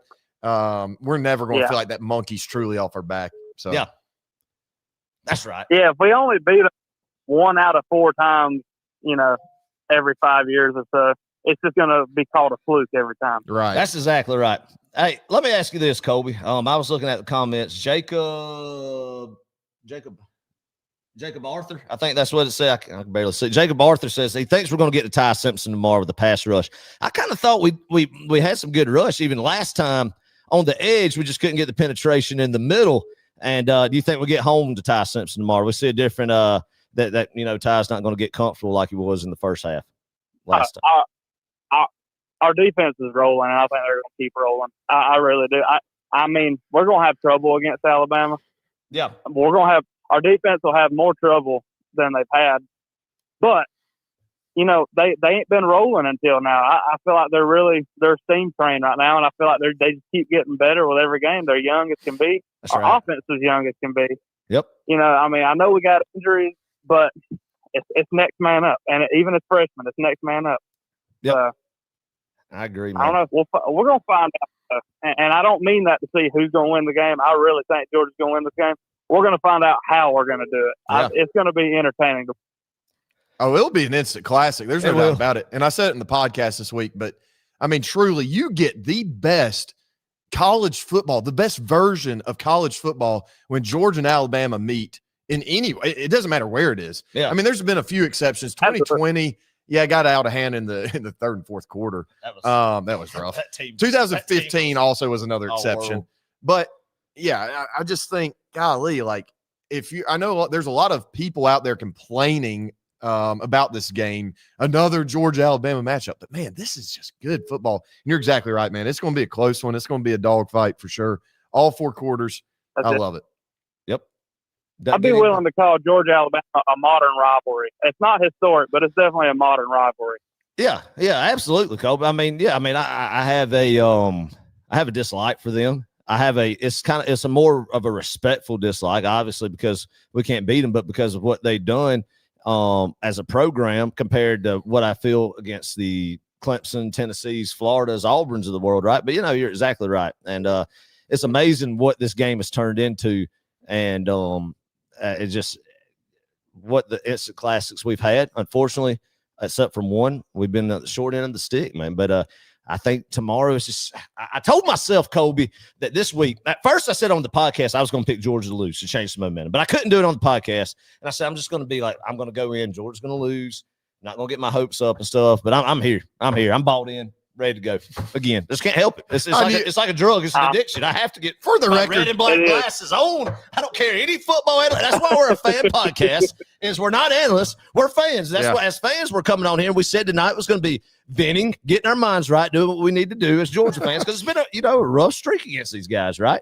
So yeah. For the record, Adam, I remember driving back from the Alabama game, and Adam just kept constantly saying, I am not picking us to win the next time that we play Alabama. I'm not doing it. I'm not going to do it. I'm not going to do it. This past week, that's all I heard. I'm not going to do it. Not picking Georgia. This whole time. Change the momentum. This whole time. Yeah, just to change the momentum. Whether he actually believed it or not, whatever. But he was going to say on the podcast, Georgia's going to lose this football game. He was determined. And I just knew it wasn't going to happen at all. And sure enough, what he do at the very end of the episode, he had talked himself into it. Just like I feel like so many of us do. Right. We get so worked up about this game. Fan is short for fanatic. That's true. That's true. Oh, man. As long as Kirby Smart is not as nervous as we are, we'll be all right. It is not. That's why as fans, we can do what we're doing tonight. It's glorious. Yeah. I love it. Oh, man. That's it. I can't ever pick the Dogs to lose. If I'm putting money on the line and I think deep down we're probably going to lose, I just ain't going to put no money on the line. There you go. That's right. I can't pick against the Dogs. Yeah. No, you can't do it. Can't do it, Colby. I understand that, man. Well, Colby, tell us, what's your game day plan for tomorrow? How are you watching the game? Gonna go over to my dad's. We're gonna go back to the classic, good old fashioned hamburgers and hot dogs. There we go. Just sit back, relax, watch the game, put the surround sound on so we can feel like we're there as much as possible. Love it. And I'll be losing my voice at the TV. I love that. I love it. Nothing wrong with it. Love it. Man. You won't have to fight any crowds to go to the bathroom either. That's the best part. No, not at all. Oh, man. That's exactly right. Good stuff, man. Well, Colby, we're going to take some more calls. Right quick, though, give us a score prediction. I'm going to say two scores. I'm going to say 24-13. 24-13. There we go. I like that. I do too. Hey, that's a realistic one. It's always a weird score with this game. I got confidence in that one. Yeah, I like it. I agree. 24-13. 100%. I like that. I like that a lot, Colby. I think, about 10-point win. That's where I'm at right now. Adam's feeling it. That's where I'm at right now, baby. Hey, we're going to do it. We're going to do it. That's what I'm talking about, Colby. These callers, the juice they've been bringing, I love it. Colby, you're the man. I appreciate that, brother. All right. Hey, y'all have a good night. God bless and go Dogs. God bless. Go Dogs. Appreciate that, Colby. Man, love Colby. Love Colby, man. He's been with us for a while, too, and just brings the juice. DGD down there in South Georgia. I didn't know Roy Kramer died, the SEC commissioner who actually, started the SEC championship. There was a great documentary, even though we do not like the two football game teams, but just history as a football nerd of the 92 SEC championship when Kramer introduced it's the first conference championship game played in college football, right? And it was Alabama and it was Florida. Well, Alabama was a shoe-in to play Miami in the national championship that year, but they had to play a conference championship game, and nobody else was doing it. So he was a nervous wreck thinking Steve Spurrier's Florida team could beat Alabama and potentially knock them out of the national championship and the SEC, and his dream of a conference championship just fold, right? But Alabama, it was in Birmingham, and Alabama did wind up winning. It did go on to win the national championship, but neat little history there. And then what that game has turned into, what it's meant to so many different people, including us here tonight. Just appreciate what Roy Kramer's done for this league. I wonder if Bill Valentine knows that. I bet you might know more Alabama football than Bill Valentine does. History. I guarantee you Bill Valentine couldn't tell us who the quarterback was in 2003 for Alabama. Could you? Brody Kroll. That's crazy. Came to Athens. Yeah. Oh, man. Yeah. All righty. We're getting a lot more calls trying to go through. We got a new caller on the line, though. Welcome to Row 60. Who we got? Hello. Hey. Hey, my name is Caden Willis. Caden, what's up, brother? Where are you from?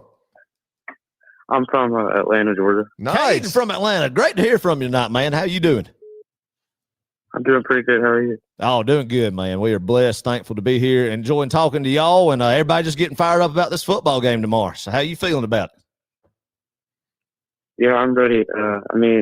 I've like how you said, I'm watching much, and like how you guys have said, like every time Georgia plays Alabama, like for some reason they always have that losing streak, and that only one time that they won was that national championship. Right.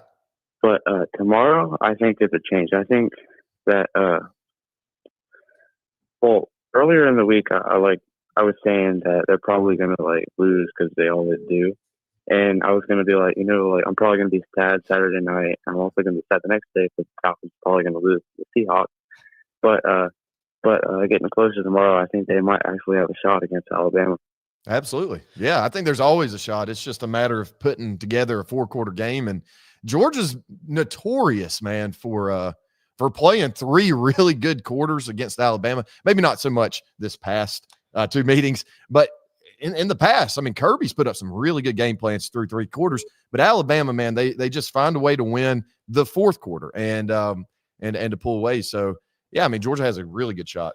Oh, yeah. I mean, we've talked about it tonight. We talked about it on the podcast. I mean, everybody's been talking about it in Georgia circles. I mean, the game in September, Alabama absolutely just scorched us on 3rd downs. We couldn't get off the field on 3rd downs. I mean, it was just so uncommon for a Georgia defense to stay on the field that long and Alabama converting the 3rd downs that they did and eating up time of possession, capitalizing on those drives by scoring 7. And, and then, of course, lost the turnover battle there. And Ty Simpson was just playing out of his mind, right? And, I mean, Jalen Milroe did it against Georgia, too. Jalen Milroe, I feel like, had his best games against Georgia. Ty Simpson has had the best game of his starting quarterback career at Alabama against Georgia, right? It's just I can't explain that. It's just amazing how coincidence that is. But, does that happen again tomorrow? History tells us, yes, it will. But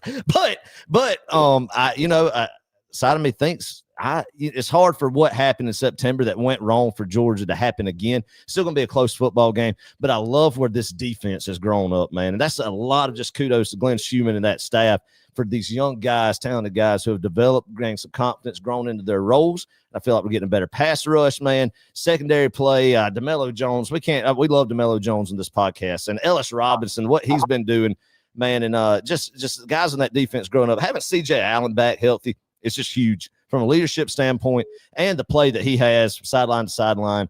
And I mean, him and Raylan Wilson are playing the best ball of their careers. Finally have that 3rd-year jump, Clark, that we were looking for. And no, I mean, there's plenty of reason, especially, and you hate it because you don't want it to happen. Alabama being banged up, missing some key players, some guys banged up, that makes you lean towards, yeah. I mean, if you really kind of think about it, it's definitely Georgia's win this football game, 100%. What you think? Yeah, I agree.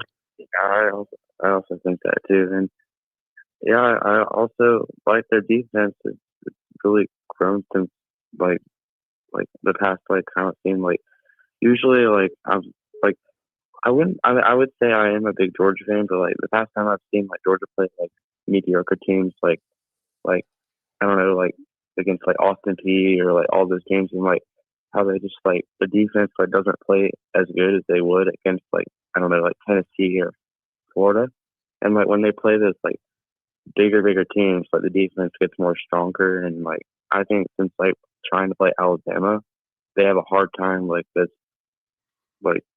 the Alabama offense and like you said, both of the quarterbacks from last year, Jalen Milroe and Ty Simpson, having great games against Georgia. It's kind of hard to get to the quarterback with, but I think they could probably get to the quarterback tomorrow. Yeah, I hope so. I mean, if we don't, there's a very real chance that what happened in September is going to happen again. Ty Simpson is a really, really good quarterback, and he proved that against us. But the past few weeks, because he's been pressured, and I think Auburn and maybe Oklahoma have given us kind of a blueprint on what that looks like. If we can pressure him, there's no doubt about it. I think Georgia wins this pretty handedly. And that's not taking anything away from Alabama. Alabama's a really good football team, despite their 2 losses. It baffles me how they lost to Florida State at the beginning of the year. Makes zero sense to me. The Oklahoma loss makes a little bit more sense, but even that one, they just played sloppy. There's no doubt about it. Alabama's going to come out looking like the 85 Bears tomorrow. They're going to be firing on all cylinders like they always do against Georgia. They're never going to just come out and play flat against Georgia. It just never happens. You got to tip your hat to them, but there's definitely a very real shot that we take over this game and we win it, I think, in the 4th quarter pretty easily. Well, Georgia's A+ game beats Alabama's A+ game, I feel like.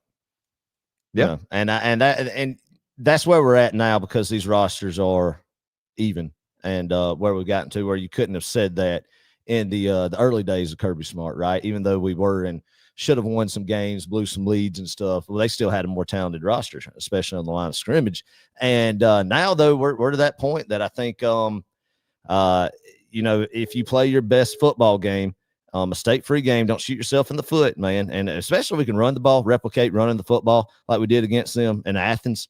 Add that to being able to limit them on offense, and I think we definitely can get it done tomorrow, no doubt. Yeah. No doubt. I mean, I'm really getting optimistic about it, and the reason why I am pessimistic about it is just because of just the history of what we've all witnessed as Georgia fans past few times and going back years and years. Yep. You can't explain it. Hey, well, Caden, tell us what's your plan for tomorrow? Where are you watching the game at? Well, the plan for tomorrow, my parents have some friends coming over. We're gonna have we're gonna do some order, like maybe like some pizza. We're probably gonna have like a bunch of like snacks out and prepare like some of it.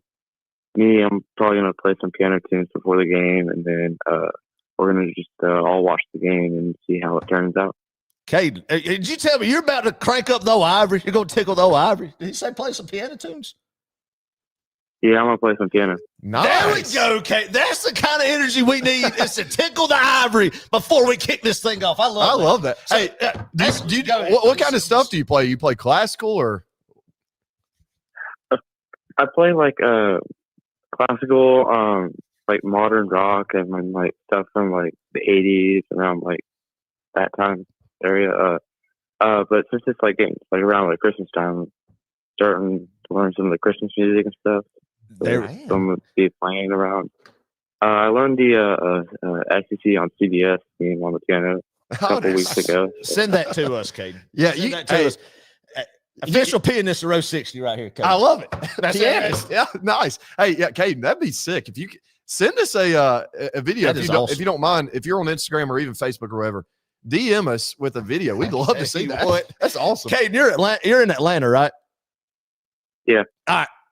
Before we come to the game, because everybody's going to be stressed and nervous, let's all as a collective group, we're inviting ourselves, Caden. We're going to come to your place, and we're going to gather around the piano. We're going to sing Christmas carols to lighten the mood, to get ourselves to relieve the stress, right? Just have a good time before we go.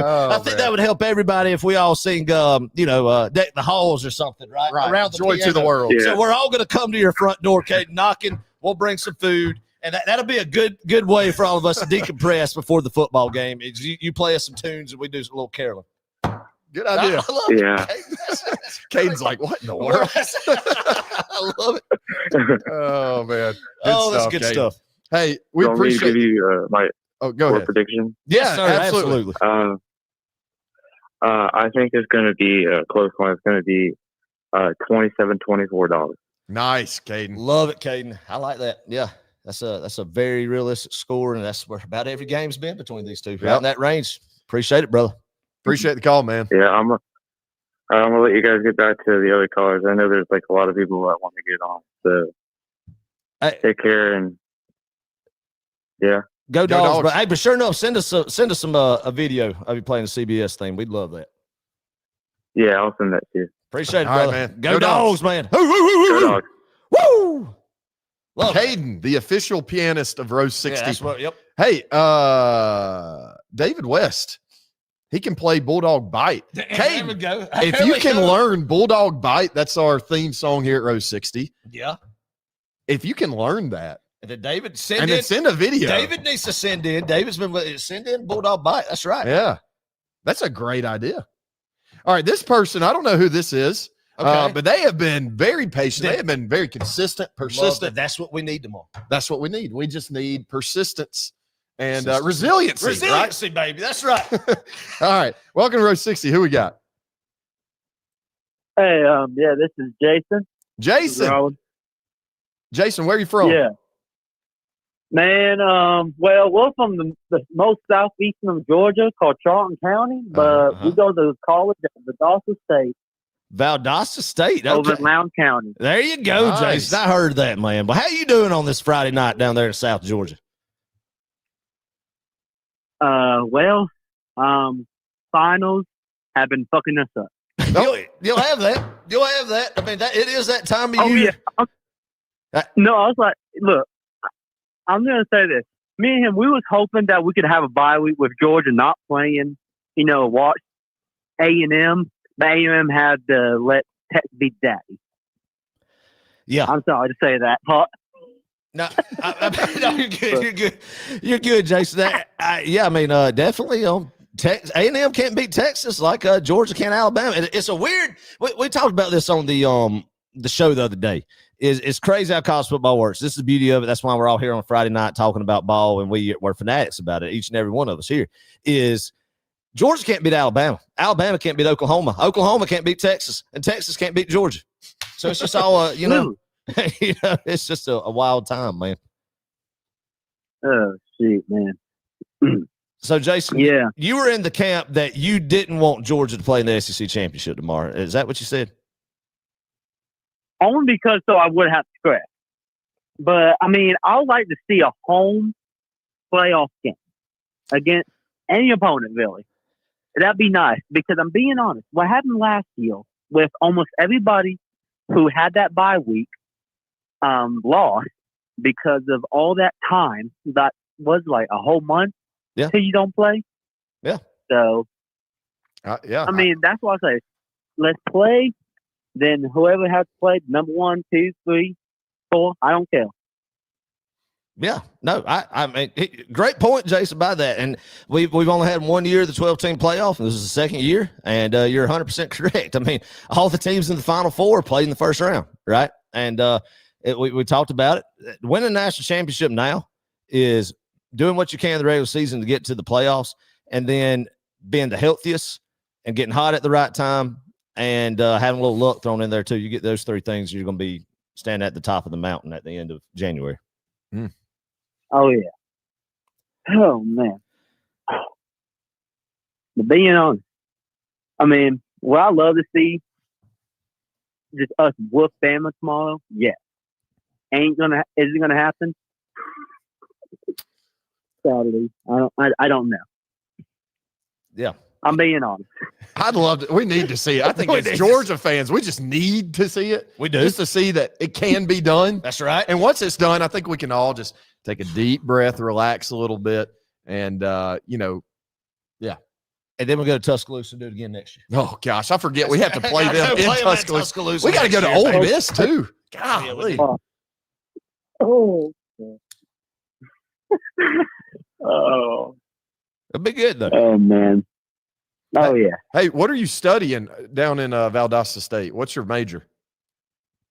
Well, this is about to be different. So I'm part of the I'm part of the equipment team with the football team. Awesome. Ah, nice. But the thing is, my study, I'm in computer science. Oh, wow. But I'm minor in coaching. Dang. Minor what? Say that one more time. Coaching. Coaching. Oh, coaching. Computer science. Hey, you talk about a man who wears multiple hats, Clark. Yeah. Or he may be a visor man. Are you a visor man? Maybe. Okay. Yeah. I'll be honest. Game day, I have a line. Red visor, white visor, black visor. Nice. And whatever Kirby's wearing, that's what I put on. I love that. That is what I'm talking about, Jason. So now let's think back in our memory bank a little bit here. What color visor did you wear in September? Oh, shoot. September. When we lost the first game, we got beat by Alabama. Oh, wait. I didn't wear my visor. I did not wear nothing because Getting somewhere here. BSU had their first home game during that game. Right. BSU, I'm assuming postseason? So, and then last time we won, I just wore my normal stuff. So maybe tomorrow, when I'm able to actually wear my gear, we'll be able to win. This is revolutionary, Jason. This is the stuff right here while we have this call-in show. Other places, other people's call-in show stuff are actually breaking down the X's and O's and stuff of it. But this is the kind of stuff as a fan call-in show we got to do, Rich. Is talk us and figure out what all we've got to have our good luck tomorrow, right? So we noted that you didn't wear a visor. You had no headwear, not even a visor, no headwear in September against Alabama, right? Match, man. Jason, I don't care if you're going on a date after the game at a 5-star restaurant and you can't have no hat, hair, or whatever. I don't care what the cause is. You gotta wear a visor tomorrow afternoon. Oh man, This has got to be done. Man, I'm about to be a Buffalo Wild Wing. I'm about to look. I'm gonna have 3 visors just on my table, picking which one. When I see Kirby, I just grab that. I grab that visor and put it on, man. I love At the that. Buffalo Wild Wings. Like he's committing to a college. I like Right. that. Yeah. Different colors. Jason, that's what we love. Do that, man. Oh, yeah, absolutely. Absolutely. Send us a picture. Yep, that's right. And then you put that visor on, and it's time to roll. I Oh, love my that. gosh, that's good. awesome. At the Buffalo Wild Wings. Oh, man. That's what I'm talking about. That's the kind of stuff why we're doing it tonight. Yeah. Is for this. Yeah. So I think we figured out, Jason, what your part and what your role is tomorrow down there in Valdosta. Okay. Yeah. All right, let's take a guess here, Jason and Adam. All right. What color visor will Kirby Smart be wearing tomorrow? What do y'all think? I'm going black. Black. Yeah. Black? So are y'all thinking black on black? Because he's going to be wearing a black top. Black Yeah, top. black on black. I don't know. I'm going with red. I think a red visor, black top, and khakis. What color visor did he wear last year? I don't know, but you know it what? was white and He 17. wore white in 17. So red, maybe, but the red in 22. yeah. Yeah. But true, that is true. I don't know. So he hadn't had just one certain visor on. Yeah. I wonder Color. what his. I wonder how he picks because Yeah, he that is has a interesting. choice, and I'm curious. Yeah. I like it. Whatever visor Kirby's wearing, Jason's going to don tomorrow. He's going to have all 3 of them on the table at the Buffalo Wild Wings, man. Just don't spill any sauce on either one of them or none of them. So I like that. That's good. I probably would go ahead and pick the one, know it, and then safely go to the car and put the other ones up during the first commercial break. That way you don't damage them when they get stolen or anything. Oh yeah. Oh man, good I like stuff. it. I like it, Jason. There we go. Well, good deal, man. Well, Jason, tell us what's your score prediction for tomorrow? Well, I'll be on 27-24, win by a field goal. Perfect. We've got a lot of field goal wins tonight. A lot of people predicting just 3-point win, man. Which is a good call. Smart. Mm-hmm. Yeah. Oh man. Yeah. Good stuff. Well, I knew y'all have a lot more callers, so y'all have a great night. You too, Jason. Jason, we appreciate you, brother. Good luck on those finals, man. Hunker down, get them done. Have fun watching the Dogs tomorrow night, Buffalo Wild Wings. Get that visor choice right. Let us know what a picture visor you got there to the Buffalo Wild Wings. Go Dogs, baby. Go Dogs. Go Dogs. Ooh, ooh, ooh, ooh. Love it. Who is this? All right, we got another caller on the line. Welcome, Row 60. Who we got? Go Dogs. Go Go Dogs, Dogs. baby. Who we got with us tonight? My name's Devin. I'm all the way from Boston, Massachusetts, actually. There Wow. we go, Devin. I heard that up there in Boston, Massachusetts. Devin, Awesome. I have to ask two things right quick. Are you I'm not a bandwagon. My family's from down in Georgia. No, I was not They're assuming from that. Bleckley. No, I was. Yeah, okay, I got you. I was definitely not insinuating that. I got 2 questions for you. Number 1, are you a Red Sox fan? Yeah, And number yes, sir. 2, are you an Aerosmith fan? I'm actually, I'm an Aerosmith fan, but I'm more of an REM fan, though. Okay, all right. How about that? Classic He's got more Athens roots to this rock and roll for than sure. he does Boston. Yeah. Good deal, man. So Wow. awesome, Devin. So yeah, so you said you got relatives in Bleckley County? Yeah, more in Danville, though. It's Okay. in the middle of nowhere. Right down there. I think y'all have South Georgia people have to help me. I think it's definitely in South Georgia. More is it middle South or Southwest Georgia, isn't it? Yes, sir. It's more in the middle. Right, middle South. That's what I You thought. don't have the accent really. I don't know if that's a good or bad thing for you, but I don't. so I don't. tell me what. It's from my dad, though. There we Okay. go. Yeah. So tell me, how'd you move up to Massachusetts? I didn't move. My dad moved all the way up from Georgia. all the way up to Okay. Boston. Gotcha, So born gotcha, and gotcha. raised up there. Man, Very Devin, cool. this is awesome. Appreciate you calling in from up there. Appreciate you representing the Dogs up there in Massachusetts. Love that. I've only been to 2 Georgia games, and I've had to suffer in 2023 against Alabama versus Georgia. That was my first ever game. Really? Wow. Dang, man. Yes, sir. Yeah, well, we gotta get you back down here and change the luck on that. Yeah. Yes, sir. You gotta let us know. I was at the Chad Powers game when we went to Athens. Oh, Yeah, the Mississippi State game last year. Yeah, That's they right. stunk that game. That's right. Did you boo Chad Powers? Yeah. Yeah, that was a good time. That was such a weird weird moment that Yeah. a lot of Georgia fans will never forget. If Yeah, you're it there was. for sure. You got to tell me too, Devin. I'm so curious how a lot of our listeners or just people who call in, how they find us. So I got to ask you, how did you find us? I found you from just online. You guys just popped up when you played Alabama in 2023. Awesome. I remember seeing you guys actually at the game online. Oh, awesome. Good deal, man. That's cool. That is awesome then. Well, before we get your thoughts on tomorrow, I got to ask you, man, living in Boston, I'm assuming there's not too many Georgia fans that you get to get together with and watch the game. So what's your plans on watching this football game tomorrow? I'm going to watch it with my dad. Hopefully he gets home. He usually does not watch the game because he stretches so much out. Usually watch with my brother. But my brother, for some reason, I kicked my dad out when we were losing to Ole Miss and they won the game. Ole Miss, we keep kicking him out of it. I mean, you have to do that. People have to leave the room, go to different seats and everything. This is the kind of stuff that we're talking about. Well, he was watching the Alabama game, so I think it's a curse. Oh, well, there we go. Here we go again. We're getting we're getting somewhere with this. I'm gonna kick him out and make him work at that restaurant. There you go. You know, and I'm sure your father would have to make the sacrifice to do that for a Georgia win, right? If it's just what you got to do for good luck. Absolutely, Devin. I love that, man. I love that. Yes, sir. That is awesome. So, well, what do you think is going to happen tomorrow?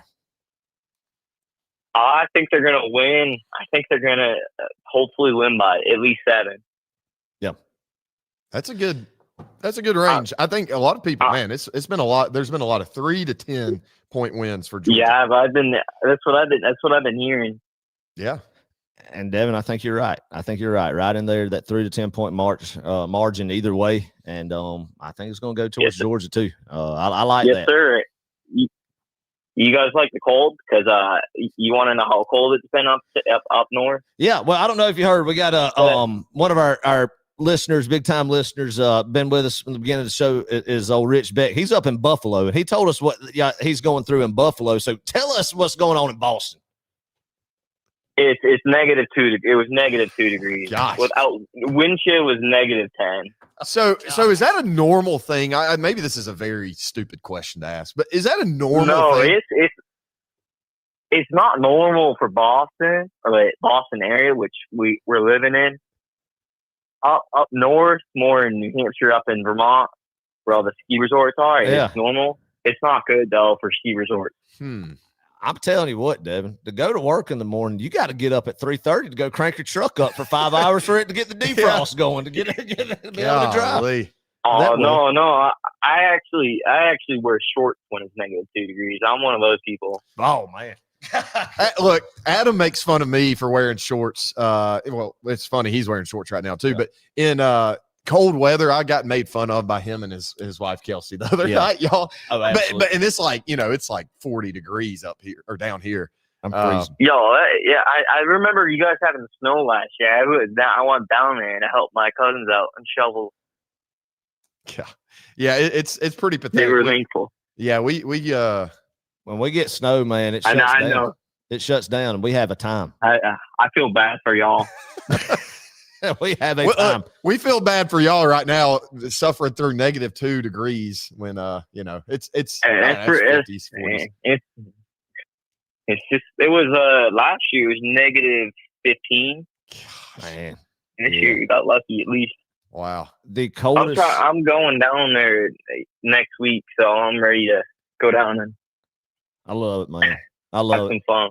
I love that. Love that. I'm gonna have my Georgia merchandise and go yell at Alabama fans. There we go. Yeah. Show off that SEC championship. That's exactly right, man. That's what we're gonna hope. So I actually have all my friends are Alabama fans. They hate Georgia because I love Georgia. Right. I have a Georgia license plate. I got some Georgia shoes. I got a Georgia T-shirt, Georgia sweatshirt, Georgia jersey, Georgia shorts, Georgia glasses. He's representing. I love that. How many I got times? Georgia pillow. There we go. I got a Georgia stadium picture. I got a Georgia chair. Dang. I got a Georgia lights. Hey, that's what I'm talking about, dude. That's what I'm talking about. How many times have you gone through Boston, Yes, sir. in the city or wherever, and somebody think you're a Packers fan?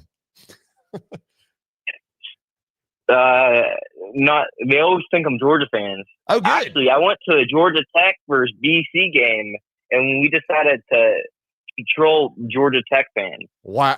Look. I love that, Devin. Doing the Lord's work. Doing the Lord's work. You said, hey, we can't make it down to a Georgia game this week. Let's go right down the road to where is it? Chestnut Hill. Chestnut Hill. Right. And go heckle. Boston College. Yeah, go yes, sir. heckle Georgia Tech. I love And that. go man. cheer on Bill O'Brien. Yeah. And then the 2-10. Guess what Georgia Tech fans said? What'd he say? They said, "What the heck you guys doing? That's the wrong team." I said, "What happened? You guys haven't beat Georgia in 8 years." That's There you go. right. Yeah. Tell them about it. That's what I'm Let 'em talking know. about. Love that the good fight is being fought on the front lines of Chestnut Hill, Massachusetts. Hey, I'm all for They it. almost lost to BC too. They almost lost to BC and They almost did. rushed the field. They did. They did. Well, a lot of Tech fans right now are Devin, very, very bitter. They lost their bright spot. I think was a key catalyst of the run they've had the past couple of years, especially how well they played Georgia the past couple of years. Even though the offense, Tech's offense Yes, didn't do sir. I nothing. know. I lost. I almost broke my TV. I almost punched my TV when I almost lost that game against Georgia Tech. Oh yeah. Well, Buster Faulkner leaving there, I think is going to be a big loss for Tech. Yeah, I know. I'm so man. happy about that. But I'm so happy about that. it goes to Are you another guys level. Mike Bobo? Are you guys Mike Bobo haters? You guys Mike Bobo favorites? We are big time Mike Bobo supporters here at Row 60. We understand. Yeah. Yeah, We understand that people are up in arms about it and bitter towards him. And yeah, I mean, look, I think, is he the best college football offense coordinator of all time? Absolutely not. But I think I think he's gonna leave. I think he's gonna leave soon when Drew Bobo leaves. Potentially, yeah. When Drew Bobo, when he leaves, I would imagine after next year. From everything I've been hearing, Drew Bobo's coming back potentially. Yeah. I don't know how he can, but 'cause he's a senior, right? Yeah, I'm not sure what. I don't know what Think he's gonna so. do next year. But yeah, I hope y'all had a good day and hope y'all enjoy.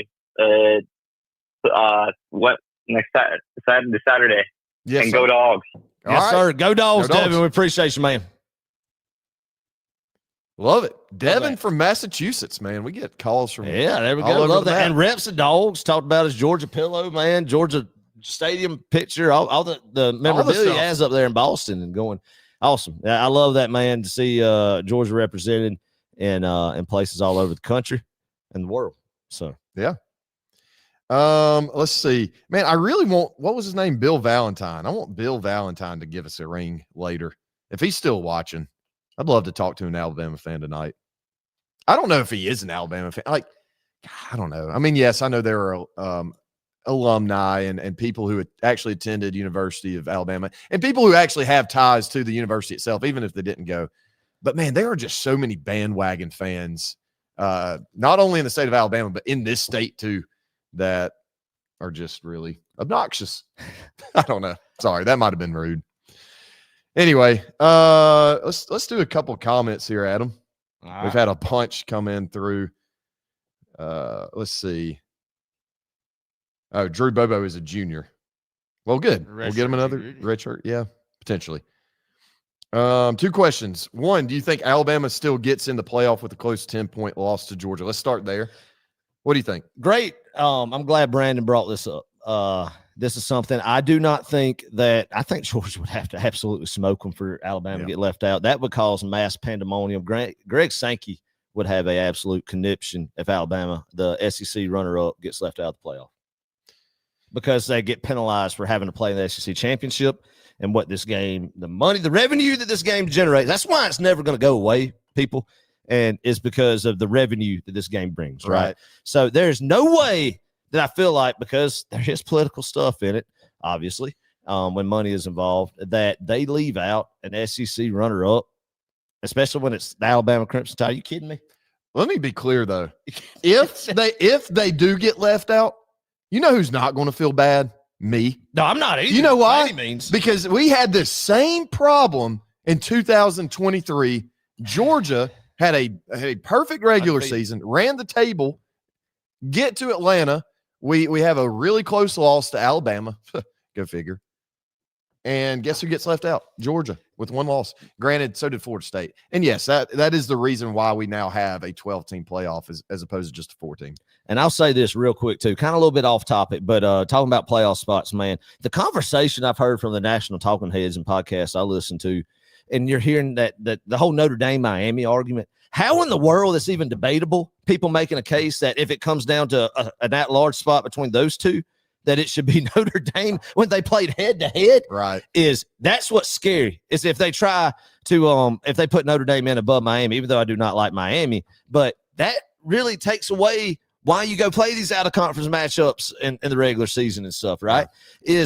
They played the game head-to-head, man. Yeah. And why does that not – it just goes to show how stupid this playoff system is. And it always has been and it always will be stupid. And I think the only hope they have, and I hate to do this, I hate it.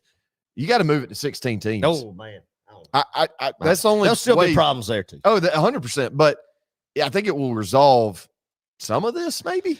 Well, what's going to be very interesting too, seeing this pop up: Duke versus Virginia ACC championship tomorrow night. That's the ACC getting left out of the playoff as if Duke beats Virginia. Yeah. Because do you put a 7 or well, then it would be an 8-5 Duke team in as ACC champion, or if James Madison finishes it tonight, wins the Sun Belt, and then of course the winner of Tulane and North Texas, you could potentially have 2 groups of 5 champions be the because it's not the ACC champion gets automatic bid. It is the 5 highest champions in FCS, right? So that can mean that they put the Sun Belt and the American champion above the ACC champion, and the ACC get left out altogether. It's wild.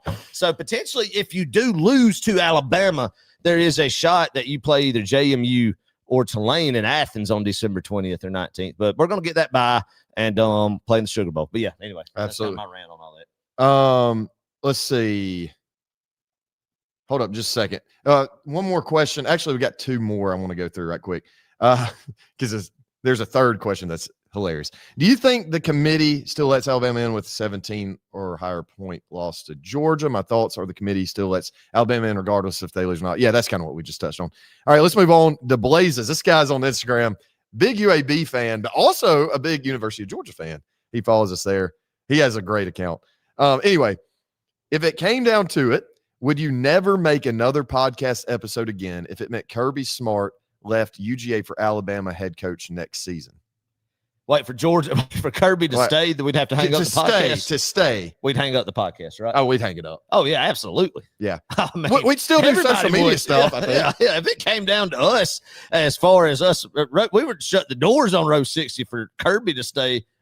Even another season. Yes, there ain't no doubt about that. We'd start a new episode or a new podcast called Row 59. That's right. It's Section 108. Section 108. Yeah. Love that. That's a great question. I love hypotheticals like that, man. I'm a big hypothetical. That's what we need tonight. Is really taking away, just good talk, good conversation, calming our nerves. Hunker Down podcast. Hey, Row 60, Hunker Down podcast here. Let's go, Dogs. There we go. Hunker Down podcast. Yes, sir. Let's see. Tulane and JMU in. Yeah. That's going back to that other comment. Yeah. Can I call in? Absolutely. Yeah, for sure. We've got some people kind of on the line. We've got some people still trying to get through. What do y'all think about a 2014 playoff? No, thank you. That would be terrible. You still want the regular season to mean something, man. Right. That's my whole, I love regular season football. Yeah. And anyway, yeah. Absolutely. All righty. We got another caller on the line. Welcome to Row 60. Who we got? What's up, fellas? It's Will. How y'all doing? Yes, sir, Will Snipes. William Snipes. Hey, what's your middle name, Will? Bradley. Will Bradley Snipes on the opposite line tonight. I love that. Here we go. Junior. Oh, yeah. Oh, that makes sense. Your dad. Yeah. Okay. Oh, yeah. Love it. How y'all doing tonight? You know how it is, Will. You're feeling the exact same way. You're optimistic, but then you have just some demons there too, trying to talk you out of that optimism, right? I hear you. I'm pumped, man. I think, I don't know. We're playing with house money, which I was trying to figure out the last time we played this game with house money, and I was like, well, it wasn't that long ago when we lost in 21. I guess you could technically say that, but I don't know. It just feels different. Like this Alabama team is like the game, the way that they play, it's going to be a close game, right? Like they're not super explosive. They lean on the clock. They kind of just wear you down. And they always they win close games like we win close games. So it's going to be a close game tomorrow. Yeah, I agree. It's always a rock fight, man. Just always a great battle. It is. The battle of Titans. Hey, y'all were talking about I was going to ask you a question real quick about the playoff stuff, what y'all think. So obviously the Tulane North Texas winner is going to be in. What happens if James Madison loses and Duke wins tomorrow? Who gets the last spot as the conference champion? Oh, absolutely. Duke? I think it's Duke, right? Or do you go down to the Boise State in? Do you go to Conference USA or do you go to? I don't know. Or the Kennesaw State. 7-5. That's bad, man. I guess it would have to be Duke, but I don't know. I mean, it's wild to even think about. Well, Boise State's a 7-5 team. Yeah. Could you imagine? Could y'all just imagine Texas fans, Ole Miss fans, like these teams who are right on the bubble? If like a team like, I don't know, Boise State got in Vanderbilt ahead of it, Vanderbilt, yeah, even them, they would be livid. I mean, they are going to be livid because it's not going to play out like they want it to. But yeah, a lot of teams ought to be pulling for Georgia to win tomorrow. I mean, I think we've beaten this like a dead horse, but they're not going to move Alabama out. So I don't know. No way. There's no way. Nah. And if you're Notre Dame, you need Texas Tech to win. Yeah. That would. I mean, BYU could play massive spoiler, knocking out both Notre Dame and Miami out of the conversation completely. That's 100% right there, Will. I think your scenario if BYU wins, of course Texas Tech's already punched this ticket, so you get two Big 12 teams in, and it would be definitely then I think Notre Dame's odd man out, and yeah, they would be. It's gonna be interesting. I can't wait to see where they're gonna seed everybody, right? And then where who makes jumps too, that you're kind of like where they put them in position, the previous ranking. And after the games are played tomorrow on Sunday, what jumps just happened with idle teams, and the explanation for that. I feel like this committee in particular, out of all the rest of them, even though there's definitely been just some question marks with all of them since this stuff has started, but this one in particular, man, you watch those Tuesday night shows, I think raised the most head-scratching points to just even an average fan like me of what in the world did he just go on national television and say that about? That makes no sense. So why they said that? Like, what in the world is going on? It's crazy. It's crazy, man. I don't know. I just go back to the freaking computers and let the computers rank the teams. Save all the millions of dollars that they spend on this production and travel of bringing 14 or however many people are in that freaking committee into Texas every week, just sit in a room, put them up in a hotel, like get rid of all that. Just have a computer system, rank the teams, and then seed them accordingly. Yeah, you can have your automatic qualifiers if you want that, but just get the rankings from a computer. I totally agree. Hard. I totally agree with you. Man. And I mean, look, nobody can convince me that those people in that committee don't have some form of biases, tucked down deep within them. Like there is no way that doesn't affect who they rank. I literally asked, they had Ivan Mizell come to the Touchdown Club this year. He's on the committee.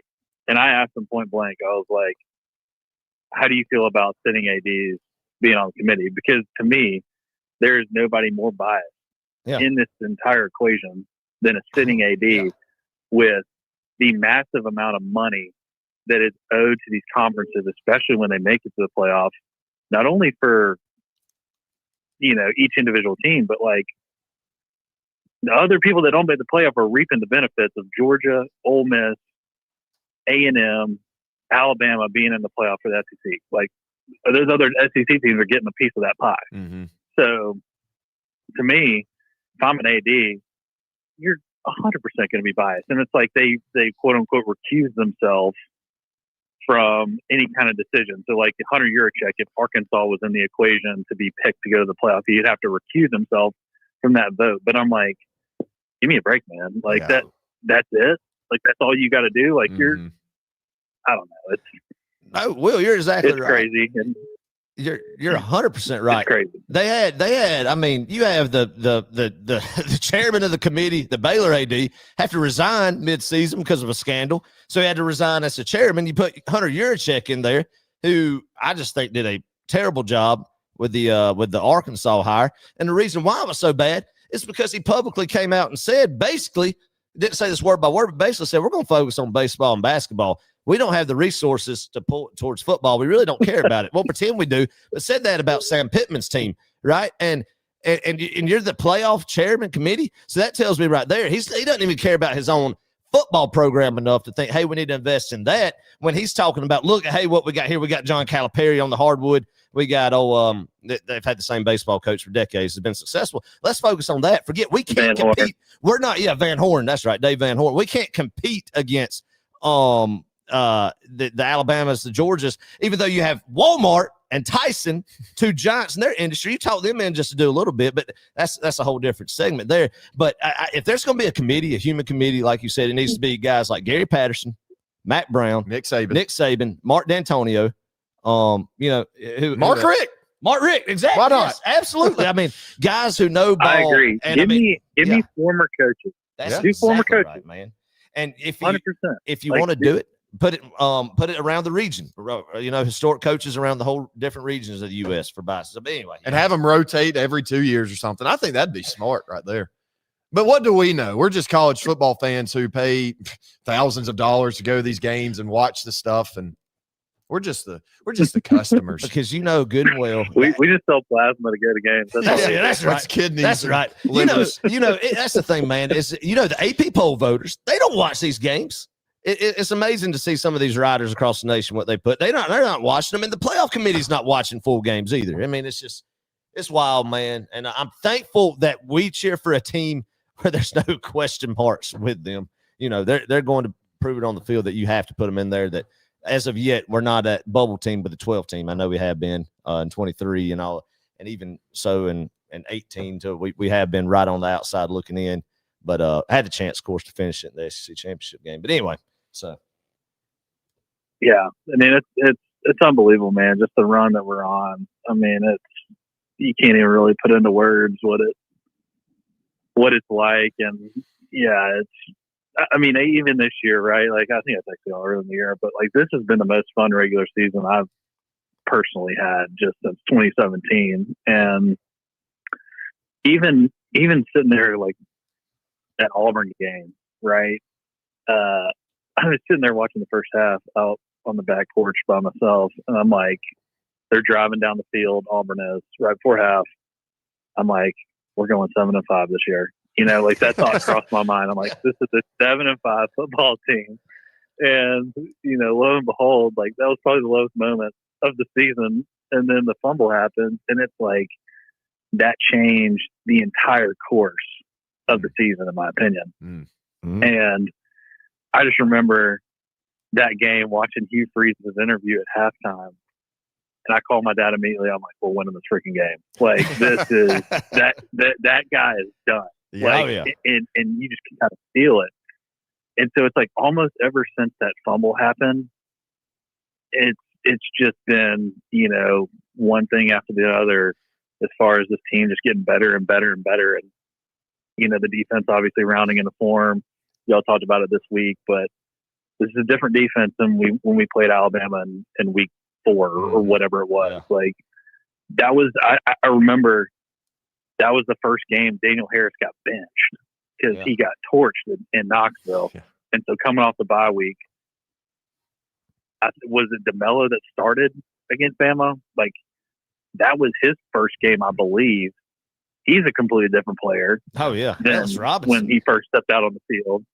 Ellis Robinson's a completely different player. I mean, you just look at all those guys in the secondary, when they kind of pick this apart, like, they're going to have a little chip on their shoulder, in my opinion, from that first game and just kind of getting beat up and down that first half. And I think they're going to come out with their hair on fire because they got something to prove. And I don't know. I think if it's one area that you wanted to get better throughout the year is your defense, because that was kind of the question mark the whole time. And it's like, give me back going into the playoff, leaning on our defense. And that's what Georgia football is. Exactly. I agree. I agree. Dead on right there. It just, man, you just look at this matchup. All right, Georgia's running game has come alive ever since that Alabama game. I think we've run the ball really effectively here the past few weeks. It's come alive. Then you'd add that Alabama's weakness defensively is their running defense. Now they do have a strong secondary. They play lights out in the secondary. Great pass defense. But then Georgia's defense, like you just mentioned, secondary stepped it up. I don't know. It feels like a different matchup going into tomorrow. Dang, we play a football game tomorrow. I keep forgetting about that. This is not like this upcoming week or anything. It's tomorrow. And how much of a blessing, Will, has it been now that you really pencil in your calendar that first Saturday in December? You're gonna. I mean, Georgia's gonna be playing in Atlanta, right? I mean, it's like it's gonna happen. I mean, yeah. I mean, there's been so many first Friday nights in December that we've just sat here at this table and had a call-in show because Georgia's playing the next day. And, you think about it. You've been watching a lot of Georgia football, obviously. And, I mean, can you imagine in 2011, let's just say or definitely 2009, 2010, if somebody told you what would happen from 2017 till now? And, of course, the Georgia fans who are a whole lot older than us, say 1996, think about that. But, yeah, I mean, it's amazing. Yeah. It's amazing. It is amazing. It's awesome. And, I'm just, like I said, I'm excited about tomorrow. And I also think the difference in this game, in my opinion, is our kickers. Like, we have better kickers than them. And I know that sounds so cliche, but it's going to come down to Peyton Woodring tomorrow. Absolutely. He's going to hit one or two big field goals. That kicker from Bama is very suspect. He's had some of those shanks. He had one against us that was not even close. That's right. Knock on wood. And then he had that one.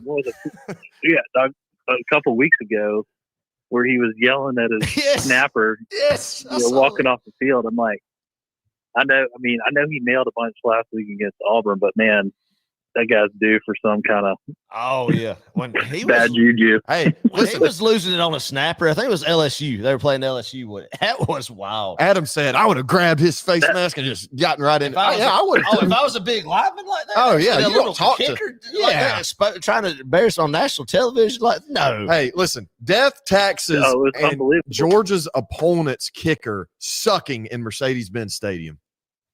I mean, think about it. Bert Auburn last year sucked. Yeah. Put it in the atmosphere, man. Yeah, that's it. We should all. I know his name. Hold up, Ohio State's kicker. And also, right while you're thinking of Ruggles. Ruggles. No Ruggles, man. Oh yeah, and just so many people too, man. This team, how many times have they played in the Benz now? I mean, just last week, but in the SEC championship, your seniors have been there every year. I mean, some multiple times. That's remarkable. That and then you add on kickoff games as well.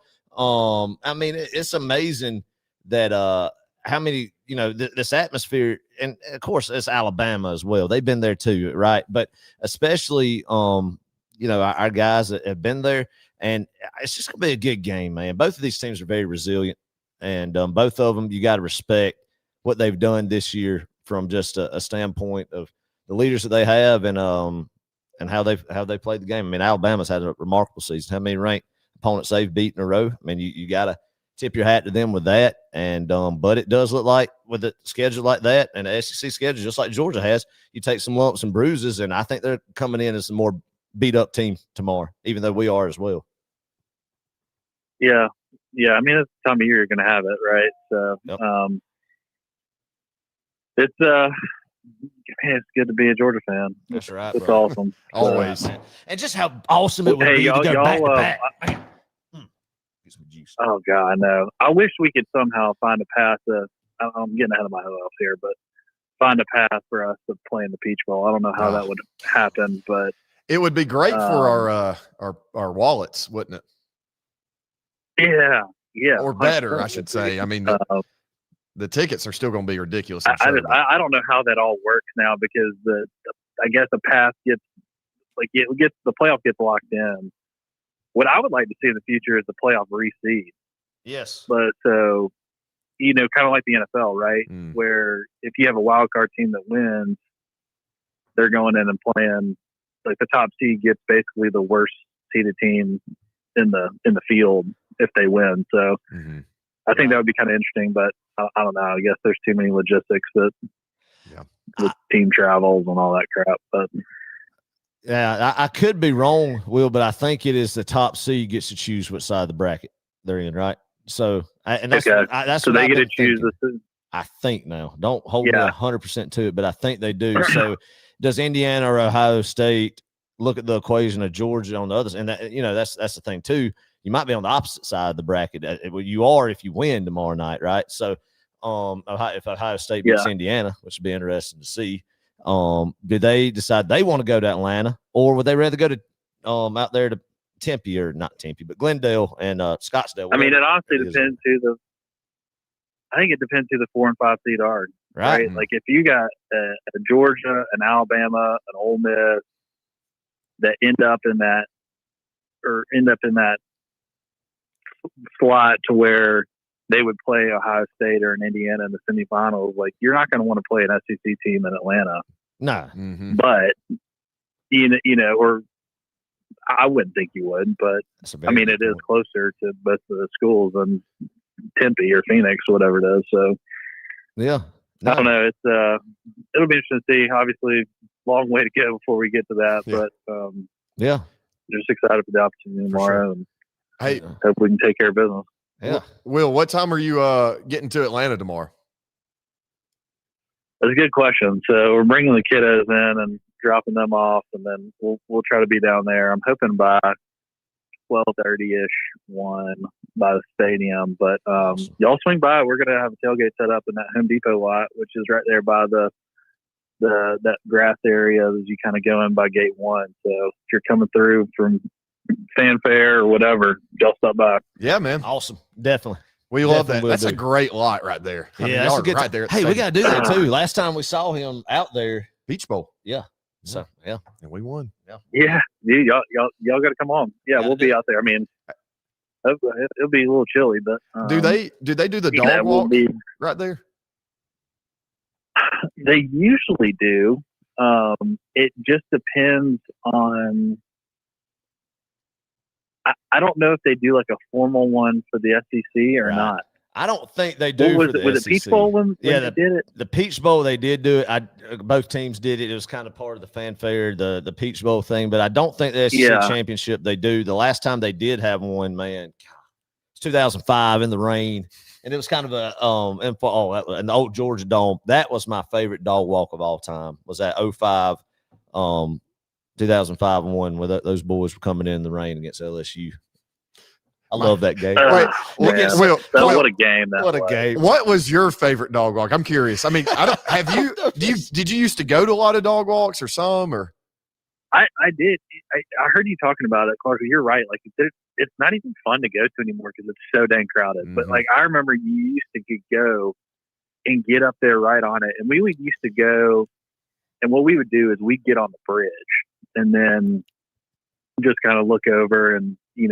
Being a kid, you can kind of like poke your head through the rail or something. But that's where we used to go try to do it just because when I was going, I was little, so I couldn't really see anything when I'm, in a crowd of adults. So, I can't even remember the last one that I went to, but we used to go to them often. I mean, it would have been definitely been like David Green era. Probably the last time I went. Yeah, man. Dang. Oh yeah, Mark Richt dog walks are far superior than Kirby Smart. I agree. I've got two favorites. All right, one was a win, one was a loss. Let's start with the win. 2014 Georgia Auburn. Oh, that was a man. great one. At night, too. At night, Yeah. and it was chilly. Listen, man, I've got some videos of Adam Thornton. I mean, y'all think he's nuts, but you should see him at a dog walk circa, 2000, I don't know, 10, 11, 12. I mean, I was the same way. Wild stuff. But anyway, if I can find some of that, I'll share it with some of the patrons. Anyway, my second one, right quick, 2012 Georgia versus South Carolina. I know we lost that game, but there's something about being at that one in Columbia. I don't know. And I went nuts because Jarvis Jones was there. And I mean, we were undefeated up that point. It just felt like 13 was good too. 13, yeah. That was, I mean, of course, our just personal hatred towards Clemson in Death Valley. There in Clemson, watching them boys come off the bus, we were juiced. Like, yeah, we were always thinking we're going to just smoke these guys. Oh, man. Both those games get beat. But no, good times, man. Good memories. Yeah, well, we'll see you tomorrow. Yeah, good memories. Yeah, y'all text me. Anyways, my prediction, 27-23 Dogs. Nice. That's like the third 27-23. There he goes, talking about Peyton Woodrum. Yeah. That's Peyton Woodrum being big right there to get there. I'm assuming, or either missing next Peyton Woodrum special. Hey, he can, being indoors, man, he can bomb it. I mean, so please knock on wood. Please knock on wood. Oh, man. Oh, I love it. Hey, he may not make it, but he can bomb. That's true. Right. He can bomb it. He can bomb it. Yep. We have been blessed. We have. No doubt with our special teams. All right, fellas. Y'all have a good night, and we'll see you tomorrow. God bless you, brother. Go Dogs, bro. Go Dogs. There we go. I don't know if Will Snipes barks, but I just did it. Yeah, there we Why go. not? Yeah, oh, man. Been a good time. Yeah, you talk about them that dog walk for the 05 SEC championship, man. That's just pure nostalgia. Good stuff. Oh, the old Georgia Dome. Mm-hmm. We got another caller on the line, but right quick, I want to take a few comments here. Devin from Massachusetts says, hey, do y'all recommend, or I guess, what's your recommendation on the best SEC atmosphere I should visit next year? That Georgia will be playing in? Yeah, if Georgia's playing in. There's not really good ones next year. Yeah. I mean, I would say in general, your best SEC environments that I've been to, and Adam, you've been to some, or you've been to more than I've been to in terms of you've been to Arkansas, right? Yeah. I'd say LSU. Oh, It's just amazing all around. If we're talking about an away environment, LSU is awesome. I'll tell you right now, man. And one that you could go to next year. Who knows if they'll be good or not where they're at? But during the height of the Spurrier era, the loudest stadium I've ever been in was South Carolina in 2012. Yeah, it's a dump. That was the most like, man, this is an intimidating environment for Georgia to be playing in. Mm-hmm. Was the 2012 Georgia South Carolina game, top 5 matchup, top 10 matchup, and ran out of the stadium that night. Yeah, but it was rocking. It's a great environment for sure. But yeah. What do you guys think of the Damon Wilson situation? I think it's great. We got to look, there needs to be a precedent set where you can't break a contract, go play for another team, and still have a contractual obligation to do X, Y, and Z and get away with it and keep your money. Like, you can't do that. And I'm glad Georgia put its foot down. No hard feelings towards Damon Wilson. Maybe some. I do think he would have been a stud. You can't have your cake and eat it too. Right. Exactly. You got to have some life lessons, man. Exactly. That's not how the real world works. It doesn't work in any other occupation, right? Yeah. So, I mean, yeah, it's going to be interesting to see. Georgia seems like the first to do this. Hopefully they're a pioneer in this, and that kind of gets control of some of this pandemonium. I hate the distractions that have come up this week off the field recruiting stuff, man. SEC Championship week, obviously the Jared Curtis stuff. I don't know. I just hope that Kirby doesn't get too tired of dealing with this mess of what it's all turned into with as far as how just different it is now to get these guys to come in and actually, when they commit, be committed, like it has been in the past. So we'll see. But that was wild, and I really don't want to comment more and say stuff about an 18-year-old kid. So we're just going to move forward. All right. A-Rod said, y'all tired yet? UDGDs need to get some rest for the big game tomorrow. Yeah, we're getting a little tired. Yeah, I'm pretty zonked right now. I've been going on 2 hours, 30 minutes. Pretty good calling. Oh, yeah. It's been a good one, man. Everybody's brought the energy tonight. Yeah, we got some juice left in the tank. Josh Stewart, go Dogs from Tuscaloosa. I have to have this win. I'm sure you do, Josh. Man, yeah, it's deep in the hard enemy territory right there, brother. Yeah.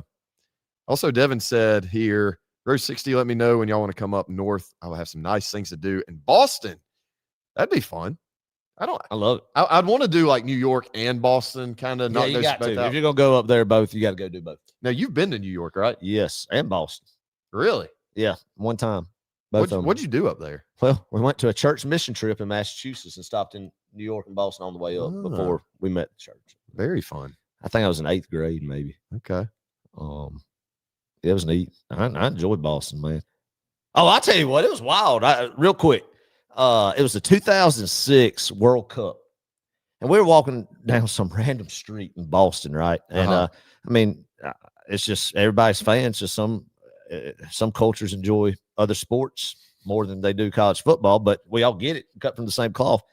And I forgot what country it was. All of a sudden, they won the match or game, whatever it's called, and they rushed the streets of Boston. Oh, all these really? bars right beside we're walking down, and they rushed the street of Boston and like just had fireworks in the middle of the street. I remember this as like a 13-year-old kid, and it was because whatever country it was that had a lot of representation in Boston that day piled the streets to celebrate, man. Wow. It was wild. Yeah. You think that happened today in today's day and age?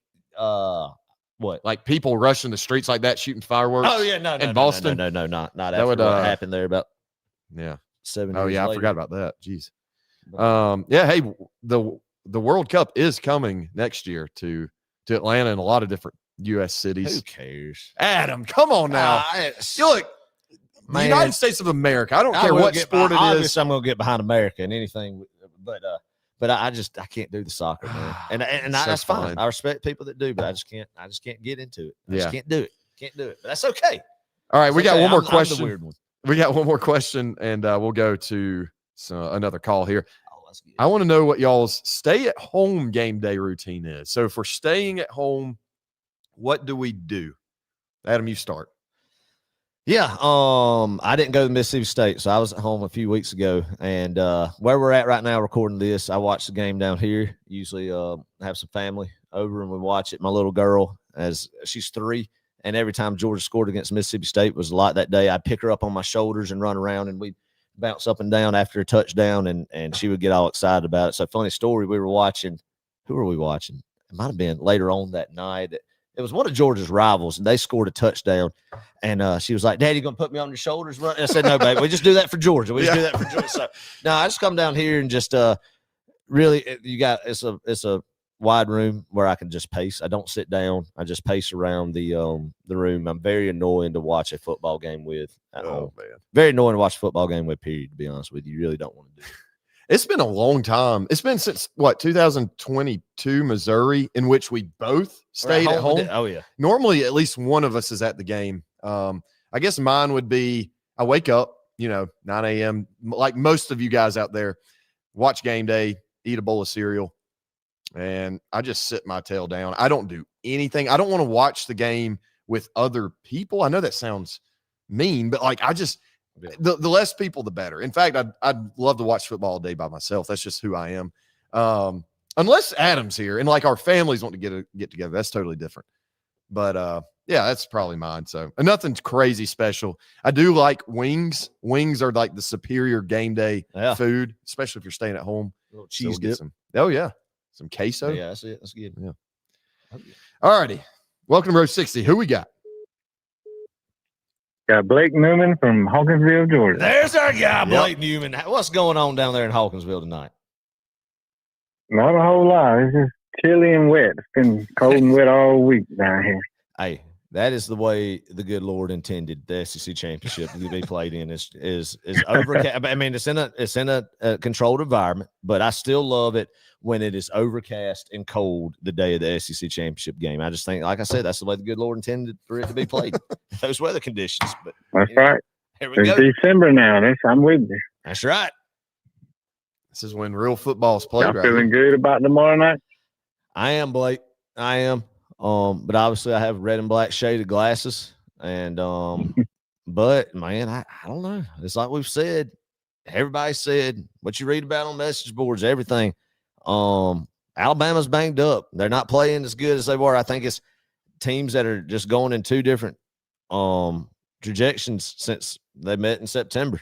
And I think it's positive for Georgia that where we struggled at primarily that got us beat in September, we're a different ball club when we play them again tomorrow, in my opinion. That's right. I agree. I'm excited for it. I'm feeling pretty good about it.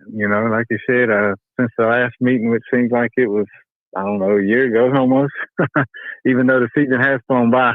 But, I think we're better off with our pass rush and our DBs. They've stepped it up over this last month or so. And I think we're going to get after Ty Simpson tomorrow. I'm looking forward to it. That's right. Wouldn't it be so sweet to see Gabe Harris off the edge, get a strip sack, gets Ty Simpson? Why can't we get a blind side? Oh, man, there's not a more beautiful play. Gabe's been on it lately. He's been getting back there. Yeah. Mm-hmm. He looked good last week. I mean, shoot, that first, 3 plays of the game right there. And Tech they're back against the wall, man. Yeah. I mean, defense got after it last week. To hold Tech to 9 points, that's awesome. And, obviously Alabama runs a much different style offense. But I think we have our secondary kinks worked out. At least I hope so. We're definitely going to find out tomorrow against one of the best receiver groups in the nation. So, yeah. Well, what helps with that too is that we finally getting the pass rush, getting back there, getting active in the backfield, and getting some sacks and whatnot, and being disruptive, That's right. And that's really why I feel good about it. Just overall the defensive play stepped up, and it's been much improved over the years. It's been nice to watch them just kind of grow over the years, especially since that last matchup against Bama. Yeah. Oh, absolutely. I couldn't agree more with that. You're looking up. I was going to ask you, I'm at what's that? Oh, sorry. Go ahead. No, I was just going to ask, y'all may have already touched on it. I got late to the party tonight, but did y'all heard anything? I know Boa was out, but do y'all think they're going to slide somebody over? Or are they just going to go with Tolliver? I mean, I couldn't tell you 100%, of course, but I would say they're going to put Tolliver out there starting with a short leash. Yeah, and definitely have that's a good way of doing it, I would think. I mean, you don't want to. It's not about the kid's confidence and, we need to play him. No, you're obviously playing to win the game. But Tolliver has had the most snaps between the guys that they could potentially rotate this season. I mean, he had a full game against Charlotte. And, it's Charlotte, whatever. Right. But, that's live bullets. And I don't know, you got to catch him up to speed. But Adam's exactly right. If he, bless his heart, if he makes some of the – he's definitely young. He's a redshirt freshman. But if we have some of the same mistakes that we had last week, I think you got to have a backup plan for sure. Yeah, and that's I think I don't know. I mean, DeMello sliding over probably. I think earlier when we were off scrambling around and Mercedes Benz talking about it, we initially thought Micah Morris had some snaps in the preseason, right? But DeMello's a high IQ football player too on the line. I mean, it's amazing just to me how he's come in as such a young player and already with the football IQ that he has. And that's just another one of those, man, those player evaluations that this Georgia staff so good on that they just know guys who, if they come in and buy into the system, can be automatic contributors like that when you really they come out of left field sometimes. I mean, I know he was regarded and everything, but he's been just a great blessing on that line this year. So I would think if it doesn't work out with Tolliver, we're going to go but it would be my guess that DeMello would slide over. But it's great how a lot of these guys just on that offensive line have had to been shifted around, asked to play different positions, man, all year, and have jailed and had the season that they've had coming off of last year and all the noise that they had to hear for 8 months in the offseason, right? So, but I'm pulling for Tolliver, man. The heck of an opportunity for him. And there's a reason why he gets to play at the University of Georgia. And tomorrow's a heck of an opportunity to do it, man. So. That's right. I'm with you on that. And, going into the season, man, offensive line was my biggest question mark, and they really stepped it up, especially in the run game. I think it's going to be a big factor in tomorrow, as it would be any SEC game or football game in general, but especially in the SEC and especially these two teams, I mean, over time, that's the bread and butter, really. I mean, I know Bama has been a little more pass happy over these, past several years, but when it comes down to it, you got to be able to run the ball, and And I'm glad from everything that it seems to be indicated, Chauncey Bowens is going to be right back in with a 1-2 punch for him and Frazier. Mm-hmm. And he had a big game. Chauncey did, back in September. So I'm pumped up and excited for it. And I was going to throw this out there too. I could be wrong, but I'm pretty sure in 2017 we wore white jerseys, and that was a rematch game. That's right. So here we go. we're wearing white tomorrow too. Yeah. So hey. Yeah. I'm looking at it. My glass is half full. Dang right, Blake. That's what. Well, too. I had a thought earlier. I was looking. I was like, did North Texas and Tulane play in the regular season? I don't think they did. Not. They didn't. I think North Texas got beat by South Florida. It was Boise State and UNLV. UNLV I knew they did. I was played, just trying to see what I mean, that has nothing to do with Georgia, Alabama tomorrow. Absolutely not. That's just how crazy my mind is. I was like, that'd be good momentum if we see somebody win the rematch that lost in the regular season. Like I said, absolutely nothing to do. It makes no sense. It's absolutely dumb for me. My thought process makes you feel better. Yeah, and we'll see what happens. Texas Tech, BYU, which I do think Texas Tech will beat BYU pretty handily. That defensive front, man. If you watch, hey, you're old. I know you're on the opposite side of the state, so it's basically like you didn't live in the same state when you're talking about Texas, right? But the Red Raiders over there in Lubbock, man. What you think about them? Yeah. I mean, they really. I mean, they have the money to get the NIL going with all that old money out there. That's but right. I mean, they jumped on the scene. They're your classic Big 12 team. I mean, they do have probably a better defense than most give them credit for, which I hadn't seen a whole lot of them. I've watched a few, but where I was in Southeast Texas, I mean, there wasn't very many Texas Tech fans around there. You see the double T's every now and again, right? But they've impressed this year. I'll give them that. I'm going. And but it would go ahead. Oh no! You go ahead, Blake. No, I was just gonna say it would throw a good monkey wrench though if BYU did win the Big 12 tomorrow. Yeah, they might have a their coach saying he was going to stay, rejected the Penn State job, so that gives them a little boost probably going in there. But Texas Tech, I'm telling you, I think they'll surprise people in the playoff because you don't expect it out of Texas Tech or a Big 12 team. But their defensive front is like an elite caliber SEC defensive front of old. I feel like. Yeah, it'll be interesting to see. Because when you think of Texas Tech, you don't think of defense much or any Big 12 school. Yeah, but they got it, man. But I mean, still, it's going to be very interesting to see what happens there in that rematch as well. And I don't know. I'm excited for a good day of football tomorrow. See really where Indiana is tomorrow night in Indianapolis against Ohio State. I mean, a lot of good storylines, man, to see how it's all going to shape out. And then high noon Sunday, figure out what's going on. A lot of teams will be holding their breath, watching the Dogs, watching the Big Ten championship. Yeah. Well, Blake, tell us, what are you going to be doing tomorrow? Where are you going to be watching the game from? I have an idea, but I just want to confirm. Yeah, I'll be in the old camel recliner watching it on the big screen, and just doing my normal Saturday routine. And I'm a lot like you, Clark, when it comes to when I watch games. I don't like to be bothered. I don't like people around me. Mm-hmm. I'm kind of, if you think of what was his name, Gary Bertier, and Remember the Titans when the nurse comes in during the state championship. Yes. I'm that type of person. That is a great way of putting it right there. There. Absolutely. Man. I love it. That's a great movie. But yeah, when you were talking about that a while ago, that's what I flashed. I had a little, flash of that movie to that scene because I'm the same way. I don't like to be bothered. I'm on edge, whether we're up 30 or trying to make a comeback. That's right. Yeah. And sometimes, look, and I don't mind watching games. I don't mind watching college football games with other people if it's not Georgia in the game. If it's Georgia in the game, we got to dial in. You know what I mean? Right. Like we can't be talking about, our plans next Wednesday or the party we're going. No, like the politics. You throw all that crap out the window, man. It's all about the Dogs. Yep. Yeah. So. Oh, that's right. Oh, yeah, I'm the same way, and I let it known in my household that every day, which they know in advance anyway. But I just remind them on that Saturday morning while we're eating breakfast what time the Dogs play, so they already know where I'm going to be for the next 3 hours during that time. Dang right, I love priorities. I love it, love it. Blake, that's right, but I know y'all. What's that? I was about to say we got to get you up to an SEC championship game. That's exactly right. I know it's been a while since I've been to one, but I went to, even though wasn't a good memory. But the last one I went to was a 2011 one. Oh, and that was a good first quarter and a half, I'd say, until that punt return. But but that was the last SEC championship game I went to. But I went to the one in 05, and that was probably the best one I been to was that one. Dang right, Blake. That was a dang good one, man. Start off 14-0. Clark, people probably tired of hearing me just gush this time of year since we're always playing it over my memories of the 05 one and everything.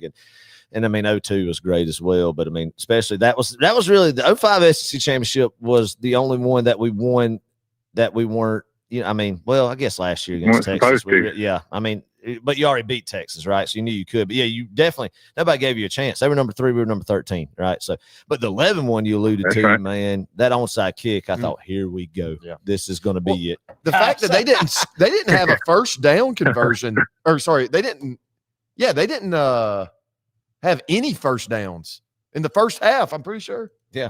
I'm almost positive our defense held them no first downs. You know that, yeah, their defense was stacked, man, but their offense wasn't. I mean, they never crossed the 50 against Bama and New Orleans in the rematch that year. But I still think Tyrann Mathieu dropped the ball before he crossed the goal line. Oh, early he did. Yeah, you just reminded me of that. I forgot all about that, but you were right. I stand by that with you.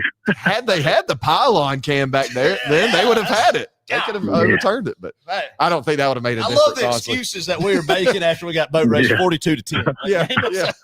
Hey, we won the first half. The game ended that first quarter. First quarter. Yeah, and then they went with the game after that. They only scored 6 points. It's crazy how that went that year. Mm. Yeah, it was, man. It was. But I mean, Kirby, he's. Y'all know his record with rematches, whether he won the first match or lost it. So I'm looking at it from that angle, and I'm pretty pumped, and I think we're gonna get it done tomorrow. I love it, Blake. You're right, Blake. I mean, even with the Alabama woes, man, it's hard to beat a Kirby Smart football team 2 times in 1 year. It's hard to beat them 1 time in 1 year, especially 2. So I mean, and the one time that we've rematched Alabama with Kirby Smart, they didn't get us a second time. So, I mean, all this stuff. That's right. Yeah, here we go. Yep. Good stuff. Well, I'll give y'all my score prediction. Give it to us, brother. Let y'all, I guess, if y'all got another call, take it. But I'm going to say it's going to be the Dogs 23. I'll give them a 17, and we're going to get a good stand there at the end when they're trying to go downfield, and we're going to win us a SEC championship. I love it. You know, it would be real good as a pick 6 at the very end. Dang right, man. Yeah. To seal the deal. That'd be, seal the deal. Just like, from 21. That'd be awesome. Oh, it would. Yes, it would. Man, that's good stuff. Well, good hearing from you, Blake. We're going to take a few more calls here, I think, and then wrap this thing up. But love you, brother. Appreciate the support as always. Oh, yeah. Go Dogs. God bless. Go Dogs. Love y'all, man. Go Dogs. Woo, man. That's good stuff. That's good stuff, man. Man, it's been a fun one tonight. Yep. We might have 1 to 2 more. What do you think? Yeah, I mean, it's 10:49. Go to 11. Why not? Here's our next caller, right on time. Good deal. Welcome to Row 60. Who we got? Hey, it's Will. Will. Can you hear us? Hey, it's Will. Hey, Will. Hey, I'm very excited for the SEC championship tomorrow. I hear you, brother. Hey, if you could for us right quick, you may not want to listen through the whatever you're streaming it on. Just talk to us on the phone and then turn down the volume because I think there might be a little delay. Hear me good? There we go, Will. Yes, sir. We got you now. Hey, I recently started watching your show this year, and I enjoy. I don't know if you know the Locked On Bulldogs podcast, but I would like to say y'all are better than them for sure. We appreciate that opinion. Yeah, man. We enjoy doing it, man. And anybody who is out there doing it, doing their version of it as well. We just try to do it kind of how me and him enjoy doing it, and hoping we can just provide some entertainment for people and everybody, just like-minded people enjoying the Dogs. So, but we appreciate the support. Will, where are you from, man? I'm from south of Atlanta. I live in Jonesboro, Georgia. Jonesboro. Nice. Yeah. Yes, sir, man. Know exactly where you're at. Who do I know from Jonesboro? Yeah. I don't know. I know somebody, but I can't think of who it is. Anyway.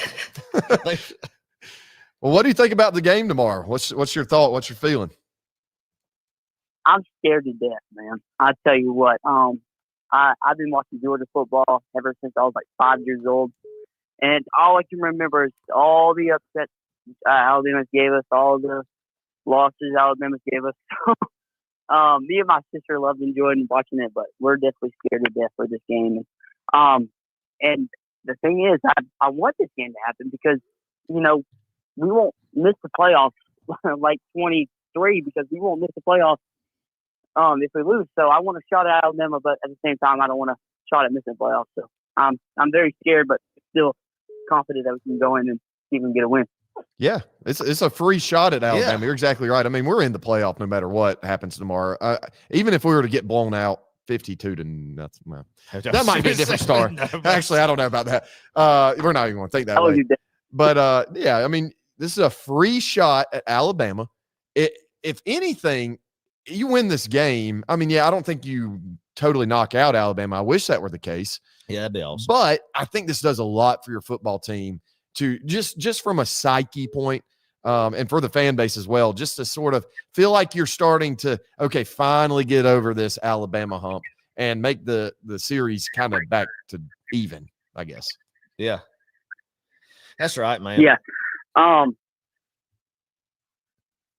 Yeah. And about your superstition stuff, I totally agree with it. We need to do our part as fans and, you know, change something up and see if we can, yeah. Well, Will, what are you going to do tomorrow then? What you got on the agenda that you need to change up? That you did all these losses that you gotta introduce something new tomorrow. Well, number one thing, I don't think I've ever watched the SEC. I think I'm gonna watch the SEC championship tomorrow at home tomorrow, and I usually, you know, go to watch parties and stuff and watch it from there. And right. I think I went to a sports ball one time and watched it there, but I think I'm gonna stay home tomorrow and watch it. I'm gonna have some friends over, have a little watch party, get some pizza, get some wings for sure, and I think it'll be great, be very great. But you talked about, you know, don't wear what you want. I can't really think of, you know, what I wore that's, you know, the SEC championships before, but I do know last September I wore a shirt that had Stanford Stadium on it, but so I probably won't be wearing that shirt. So yeah, there you go. I would say burn the shirt, but it has Stanford Stadium on it. Don't burn it. Just tuck it away. Put it in the for a day in chest June of drawers or something. Yeah, you know, for a day in June, something like that. That's exactly right. So that's good. That's what we're talking about, Will. That's the only thing we as fans can do with our superstition and how weird we are wired. I mean, I'm speaking for myself being weird because I know I am, and how we're wired, man, is you know, think, hey, we're contributing by not wearing what we wore when we got beat last time, right? You know, changing up a little bit, just providing some good momentum, and that's what makes, especially SEC football fans, and it's just so serious is people like us, man, who do those crazy things. Mm-hmm. For sure. Yeah. I was talking to my buddy Ray, and we were both like reminiscing to, you know, win this game, and my sister too. Yeah, we want to win this game really bad. Like I said, this is a free shot at Alabama with no stakes at it, just for an SEC championship. That's all it is. That's good. Does Ray feel good about it? Ray, yeah, he's you know, he's been a fan longer than I am. He's a diehard fan just like I am. That's good. I took him to the were you at the UMass game last year? Yes, sir, we were. I was too. That was my first UGA game last year, and I think awesome. I was supposed to go to one this year, but I loved it. I really did. You know, I got to experience the dog walk, even though it was like way in the back stuff and stuff. Georgia's definitely different. The way the culture is over there and stuff. Yeah. But I really had a good time the first time in UMass. I was able to get meet some of the players and stuff, so that was fun. So that's cool. That is awesome. I met Malachi Starks, I met Mike Bobo, I met Boston Lucky, and some of the other boys. So it was great. Yeah, heck yeah, that's great stuff, man. Good stuff indeed. And I I did see Gunnar Stockton and Kirby Smart, but not Gunnar Stockton, Carson Beck. But of course, Carson Beck had his big old ego and thought he needs some security. And Kirby Smart walked out of the locker room and jumped into a car, so couldn't really get a picture with them. But it's okay. Yeah. They're after games, they're just some of them love to, go to fans and, talk, take pictures, whatnot. And then some of them, like you said, Carson, they just dart off, man. They don't even think twice about it. They're just ready to get back and rest. And sometimes I don't blame those kind of guys. They just want to rest, especially after a long game like that. Yeah, but for sure. That is cool though. Lawson, awesome experience. Yeah, that is cool. Lawson, man, he's such a great guy. And a lot of them are. That's what's, to me as a Georgia fan, is I love seeing and hearing stories of high character guys, like what you hear from the outside looking in, as us as fans, of like the Lawson Luckies, the Gunnar Stocktons, man, and lists go on and on. When you see those high character guys, that makes you want to root for them even harder on Saturdays, and for their success is how they carry themselves in the spotlight like they are. Yeah. And that's more important than winning football games to me, And I know that's crazy. Some people might not agree with that, but I love it when the University of Georgia, and the good thing is we can do both. You win football games and have do it the right way, right? So just another big point of pride to me. So you're exactly right. That's awesome that you got to meet Lawson like that. Yeah, I met Malachi Starks. He was the first round draft pick. I met him too.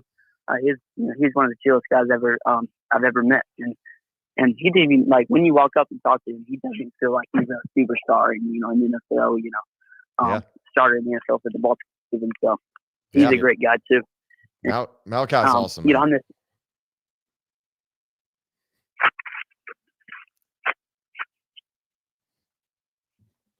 You with us? Well, yep, I'm right here. Oh yeah, sorry. I was just saying, Malachi. Yeah, dude, he's a great dude. Very chill. Yeah, I'm proud of him for continuing his football career in the NFL. Will, give us a score prediction right quick. We got a couple more calls we're going to take tonight before we wrap it up, but give us a score prediction right quick for tomorrow. I'm a great Dogs fan, but I never say we're going to win. I mean, I never do score predictions, but I'm going to say that Bama beats us by 50 just so we don't jinx it. There you go. All right, look, if you feel that's what you need to do, Will, for a little reverse psychology. I like it. I like the mindset. Yeah. Good stuff. Yep.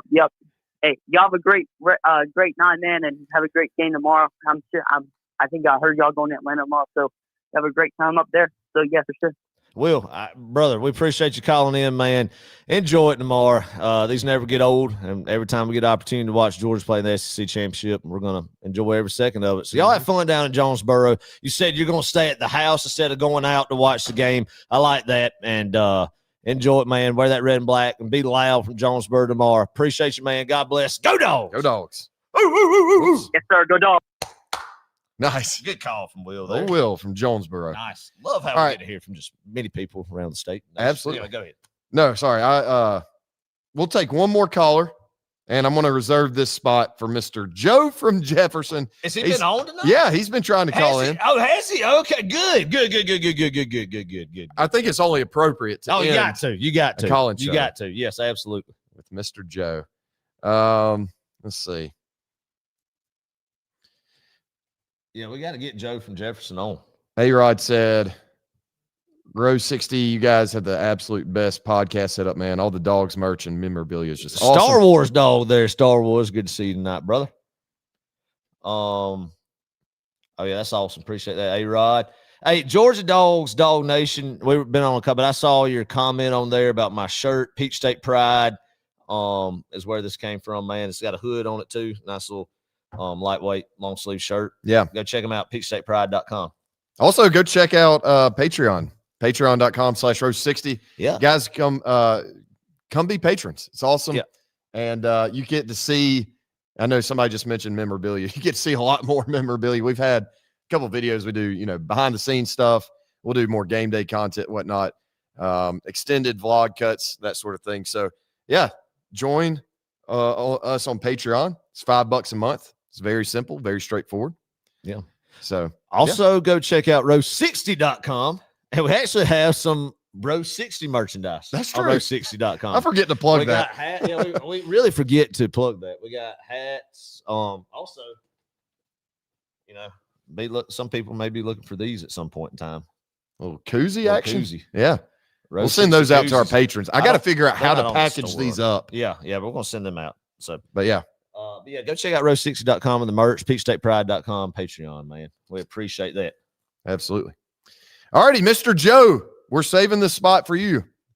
If you're still listening, I'll give Mr. Joe 30 more seconds. If not, we'll take one more caller and end it. Here he is, right here. There we go. I knew he wouldn't leave us hanging. I love that. Mr. Joe, can you hear us? Yeah. Perfect. Loud and Yes, clear. sir. We got you loud and clear, Here Mr. we go, Joe. Mr. Joe. Well, gentlemen, I'm going to tell you, it's time. It's time for the big dog league. Yes, sir. Yes, sir. That it is. That it is, Mr. Joe. That it is indeed. It's time to let the big dog eat. It's time It's time. to see the bulldog. It's time. Sorry. We're singing, Mr. Joe. Sorry about that. I'm sure that was probably ruptured That's your eardrum. okay. I like it. So, how are we feeling in Jefferson, Georgia tonight, Mr. Joe? Oh, Lord, I'm doing good. Good. I'm going to tell you the score is going to be 28-17. 28-17. Book it, is what Mr. I Joe like says. that, man. So Yeah, 4 I'm touchdowns. going to tell you that Gunner's going to have 4 touchdown passes. All right.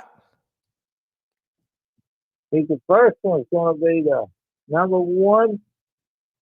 The second one's going to be number 5. Third one's going to be the 16. And then the fourth one's going to be the number 5 again. All right. There we go. Noah Thomas Noah with Thomas 2 touchdowns. Day, baby. I love London that. Humphrey touchdown. I There like we it. go. Man. Yeah. Yeah. So you think we'll spread the ball out, Mr. Joe, and get it to several different playmakers? Oh, gosh, yeah. Bama won't know what hit them. There we go. That's what I'm talking about. That's like what I'm talking about.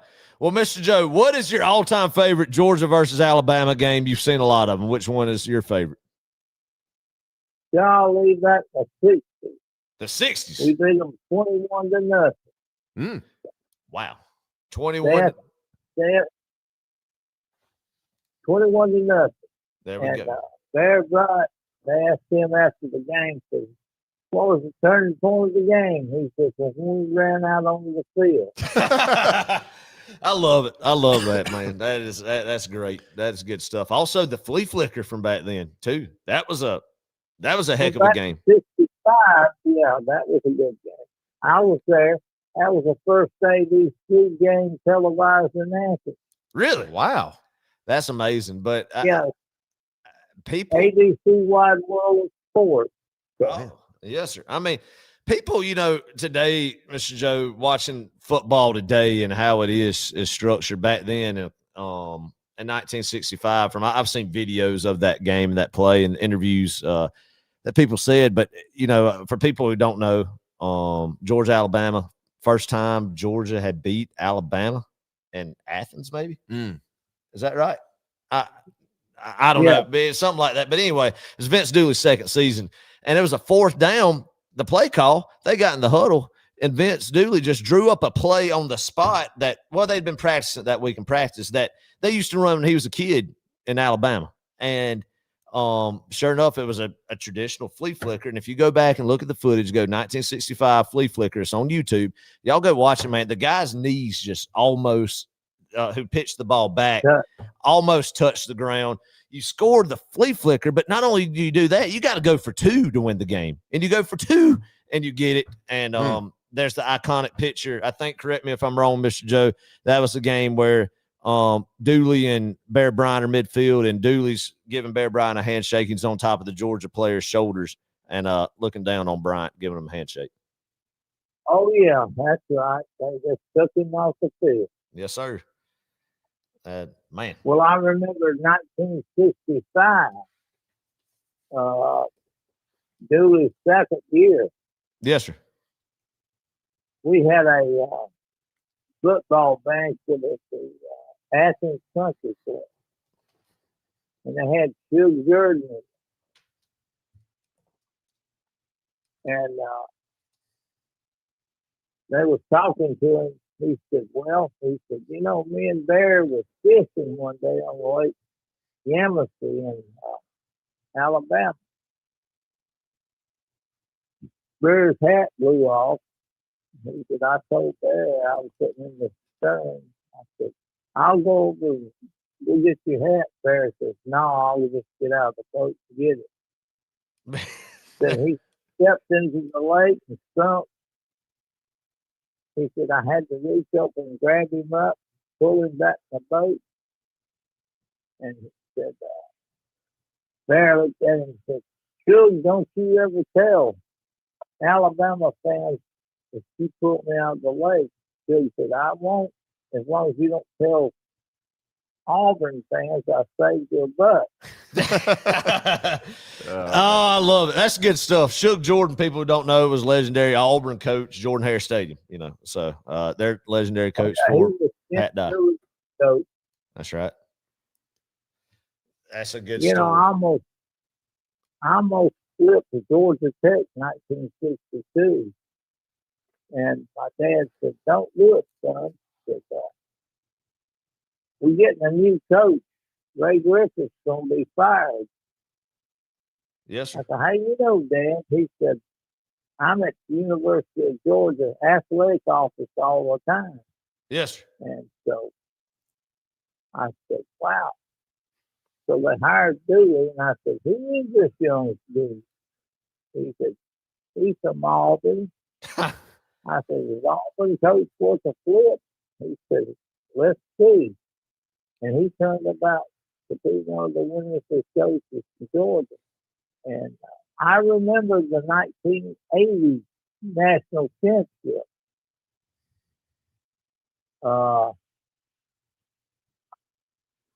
It was great. I tell you now, I lived in Charlotte, North Carolina when Herschel was still playing. Yes, sir. And here we are, and I'm watching the Georgia and Georgia Tech game.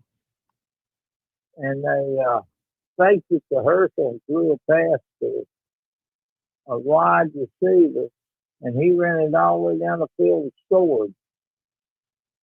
And I was screaming so hard, the next door neighbors wanted to call the law. Want to call the law on it? That's what I want to happen tomorrow night, Mr. Joe. Yeah. Is you scream so loud there in Jefferson that the neighbors besides you call the law on you again tomorrow. We need to do that one again.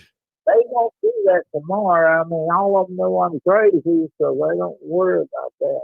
Well, yes. So what are you going to do tomorrow, Mr. Joe? You going to let it rip tomorrow for the Dogs, or what's your plan? I'm definitely going to let it rip. I'm going to put my dang jersey on. Good. What kind of jersey? I got a Georgia jersey. What number, Mr. Joe? It's number 5. My daughter-in-law bought it for me 2 years ago. Good. She put my name on the back of it. It's not Joe Jefferson, it's Couch. Joe Couch. So, I like that. I love that. Love that. Yeah.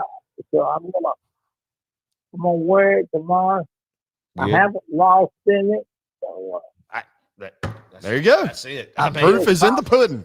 So you mean to tell me, Mr. Joe, that we just came to the realization that you have, since you have gotten gifted that number 5 Georgia jersey, and every time you've donned it, Georgia has won the game on game day when you've worn it? That's correct. Well, there you go. There's another key. A key cog. Yes. That's in the machine. Right. Is for you to wear that jersey tomorrow. I'm going to wear it tomorrow. I got it on the chair right over here. I'm looking at it. Send us a picture, Mr. Joe, of you in that jersey, because what we're going to do, we've told everybody throughout the night, all the stuff that they're going to do. We want pictures sent, and we were going to put together a collage of everybody. What they did if Georgia wins this game, to show the contributions and what everybody's doing. We're going to go take the evidence to Kirby Smart. Yeah, so send us a picture if you don't mind, Mr. Joe. If you think about it, send it, and that way we could add that to it. I'll definitely do it. Good. Well, Mr. Joe, we got to know, what does Mrs. Joe from Jefferson, what does she think about the game tomorrow? Because the last 2 times we've heard from her on one of these call-in shows, things have pretty much gone exactly how she said they would. Oh. Well, she said that she doesn't believe we'll beat Alabama until we beat them. That's a great take. So she's not feeling good about tomorrow then? No. Oh, no. Oh, well, if we lose.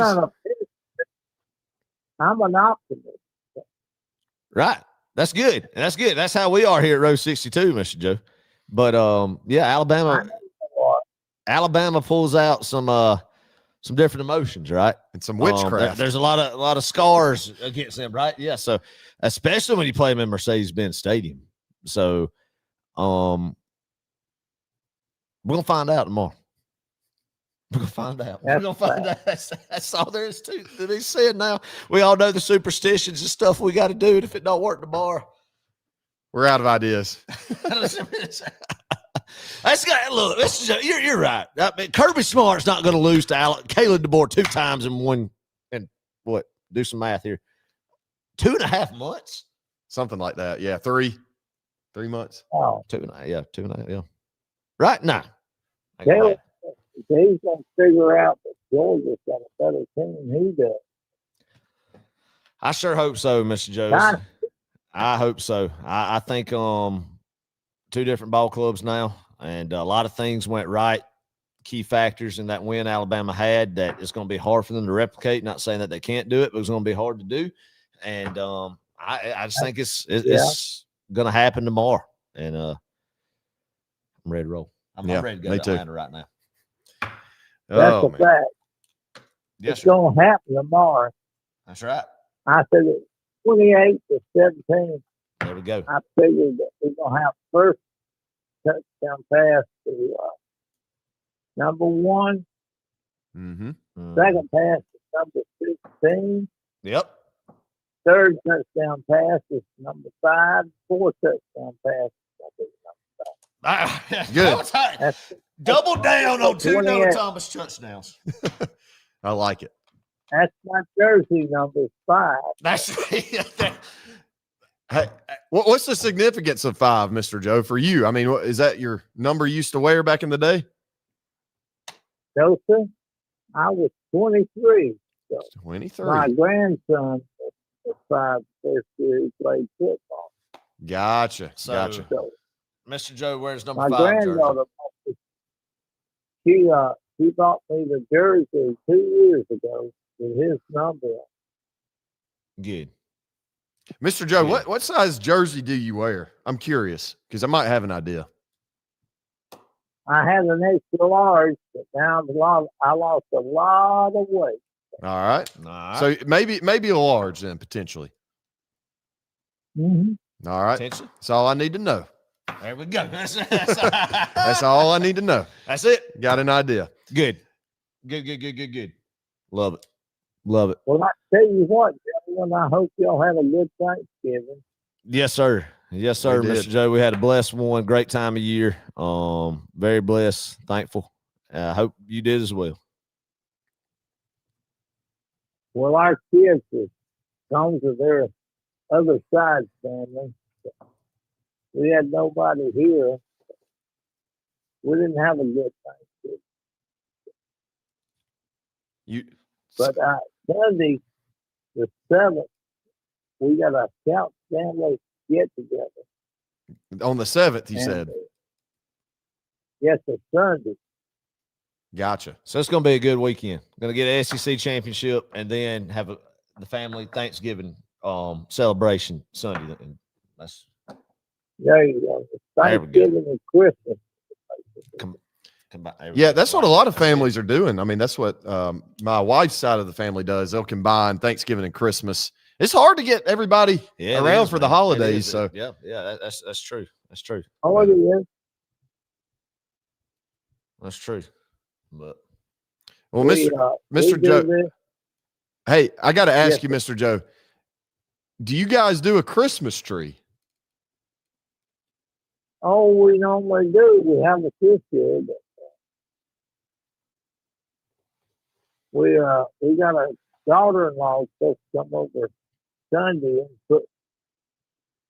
we're gonna put it up then. She's gonna decorate it. I see. Is it a live Christmas tree or is it a fake one? No, it's a fake one. Ah, okay. All right. I'm so dang old. I can't do everything I used to do. Yeah, But I got a good one. Yeah. The real ones, I love them.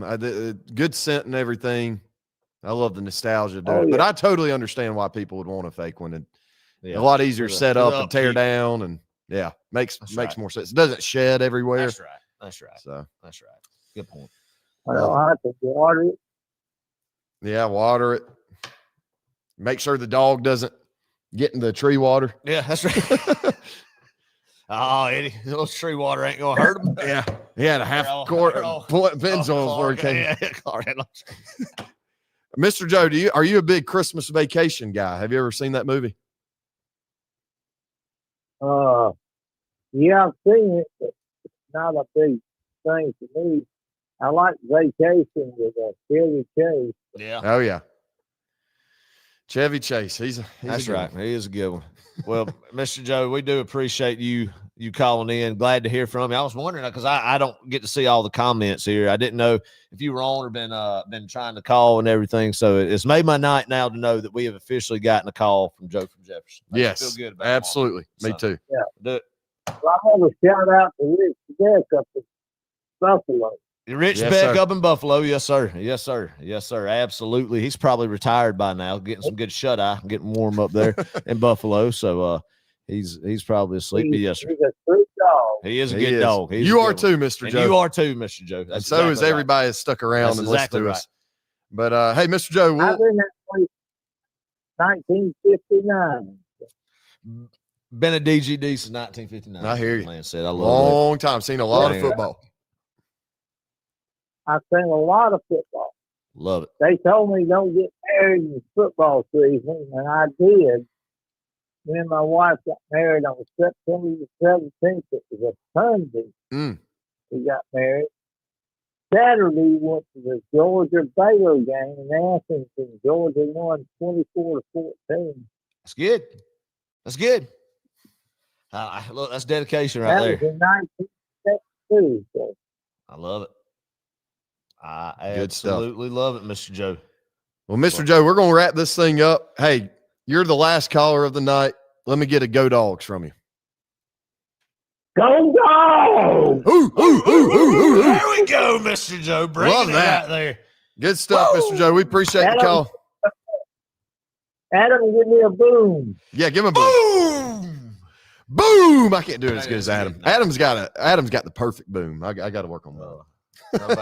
And I know when he's got a perfect boom, I love it when it comes out. Boom! Yes, sir. Starts every episode off. That's it. It's a tradition now. Oh, Got to do it. But we love you, Mr. Joe. Take care and tell Mrs. Joe we said hey, and y'all cheer on the dogs loud. Send us a picture of your number 5 jersey. Tell your wife I said hi. We'll do it. I met him at Crescent. That's right. And my son that brought me down there to Crescent, he's going to the game tomorrow. Good. He's sitting in section 309. There we go. 309. That's a couple sections away from us. So. There we go. Good That's stuff. good stuff then, Mr. Joe. That's what I like to hear. Clark, he saw you in Mississippi State in the up and down. Oh, did he? I hope he. I hope he didn't report to you that I was acting like an idiot up there.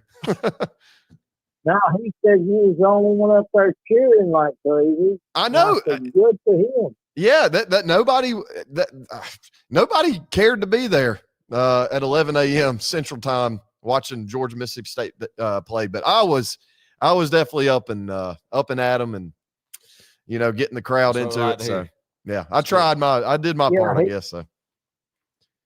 Well, that's what he said. He said, Adam, I saw Adam over. He's a section over from me. And he was standing up cheering and going on. And he said, I stood up and yelled. And he said, we looked at each other eyeball to eyeball and nodded to each other. But he was the one that was Crest. He wants me to Crest Amigos. Gotcha. Ah, good. Love that. Yeah, well, I'm sure we'll run into him again at some point. But hey, we're going to wrap this thing up. Go ahead. I Sorry. understand. He's stadium. He's going to be on 309. 309. Right, we'll be on the 309. lookout Be for on him. the lookout for him. Y'all get loud tomorrow in Yeah. Jefferson, Mr. Joe. Oh, we was going to be loud. My next door neighbors are Georgia graduates, and they go crazy too. So. Well, good. Get the whole community involved. The whole neighborhood getting rowdy tomorrow, Mr. Joe. Oh, Yeah, man. There we go. Jefferson High School is over here. She's a graduate. So. Love it. Yes, sir. How about them dogs? All right, Mr. Joe, we're going to wrap this thing up. How about them dogs? Mr. Joe? There we go. Go dogs. Go Dogs, Mr. Joe. I love it. Oh, good stuff. Great call, Mr. Joe. We appreciate you calling Always in. got to have Mr. Joe Oh, in yeah. to make any show complete. Great way to end. Oh, boy. Love All it, righty. love it. A few more things here. All right. Last things to put a bow Yeah, on. just put a bow on. All right, let's just kind of wrap it up with a couple questions here. Titus Bailey says, what's y'all's favorite game this year in Sanford? Mine would be Ole Miss. Yep, mine What too. was yours? My Ole Miss. Texas was a close second, man. Yeah. A lot of fun. Harvey, what is the single biggest key for Georgia to pull it off tomorrow? Capitalize on the big plays. I mean, yeah, you gotta win more big plays than Alabama does. I think, like I've said, it comes down to about one or two just critical plays. Alabama always seems to make them. Can Georgia make them tomorrow? Yeah, I think be able to run the football as well as we did the first game. Then pass rush, disrupt Ty Simpson, not let him get comfortable, get off the field on third down, man, and start fast. Yeah. The Blazes, another reason to hate Alabama. The University of Alabama is so afraid of little brother UAB that back in the Beat Bryant days, they decided to never schedule UAB in football or basketball after losing. To UAB in the NIT basketball tournament. To It was UAB too in big the yeah. wow. Bad. It's funny that big bad Bama is too afraid of UAB to play them. Also, UAB is 1-0 versus Nick Saban all time. That's true. Forgot about that. There we go. Look at yeah. What were you gonna say? I just hate, a lot of controversy at UAB. I heard about the headlines. I mean, just a wild story the other week out of Birmingham. Geez. Totally forgot about that. Star Wars Dog, good night, brother. Appreciate you and your support. Hey, go check out Star Wars Dog on YouTube. He's got a great channel, and he does a very similar to this. 11 Deep Dog 11 Cast. Deep Dogcast. That's it. Sorry. Right. A live stream. I think it's about 11 p.m. Check it out tomorrow night. I'm sure he'll be live. Great supporter of the show, patron, all those things. I think that's going to wrap it up for tonight. Great. Harvey, go heck yeah, baby. What's that? Harvey with the old Heck yeah. I love it, Harvey. Heck yeah, back at you. Buford, Carrollton, great traditional, high-powered Georgia high school matchup next Friday. That's absolutely. Good. Rod, I think this is Rod Dittler. Rod Dog from California. Sweet dreams, y'all. I'll be dreaming of Branch's touchdown celebration. It's the best in the game. Yeah, the Suey. Rod Dittler, right quick. He said earlier in the show, I didn't get a chance to do this or whatever. Rod Dittler was saying, though, that him and his wife Miss Kell decided to rearrange the furniture. Good. That was their contribution. Good. I love it, man. I think we got a lot of good momentum. People really, putting in the time and sacrifice is what we need to do as fans. So, man, be sure to send pictures again of what you do, and Clark's gonna make a collage. Thank you, Adam, for volunteering me to do that. Send it into the and Clark. I don't know how to make a collage. We're gonna make Adam make the collage. Okay, I'll make the collage. Whatever. I can go print them out, pictures out on Walmart, and I'll make a collage. It's not okay. Well, yeah, that's one way of making the collage. But I don't know how to do it on that app or anything. But but no, that's great. Love hearing all that, man. Good time. Absolutely. Time. It's time to get some shut eye. Get hey, rest. One more thing. Okay. What's one Sorry, more thing? This is awesome. Marky Sparkle, I think, or Markle's. Wait, sorry, Markle's Sparkle 729. Love your work, fellas. Go Dogs. Now, I think this is our lone listener and supporter from the country of Australia and the continent of Australia and the continent. Yeah, that is weird. They're both. Yeah, I didn't think about that. Awesome. Markle Sparkle. I'd love to know his name. if you're still on here.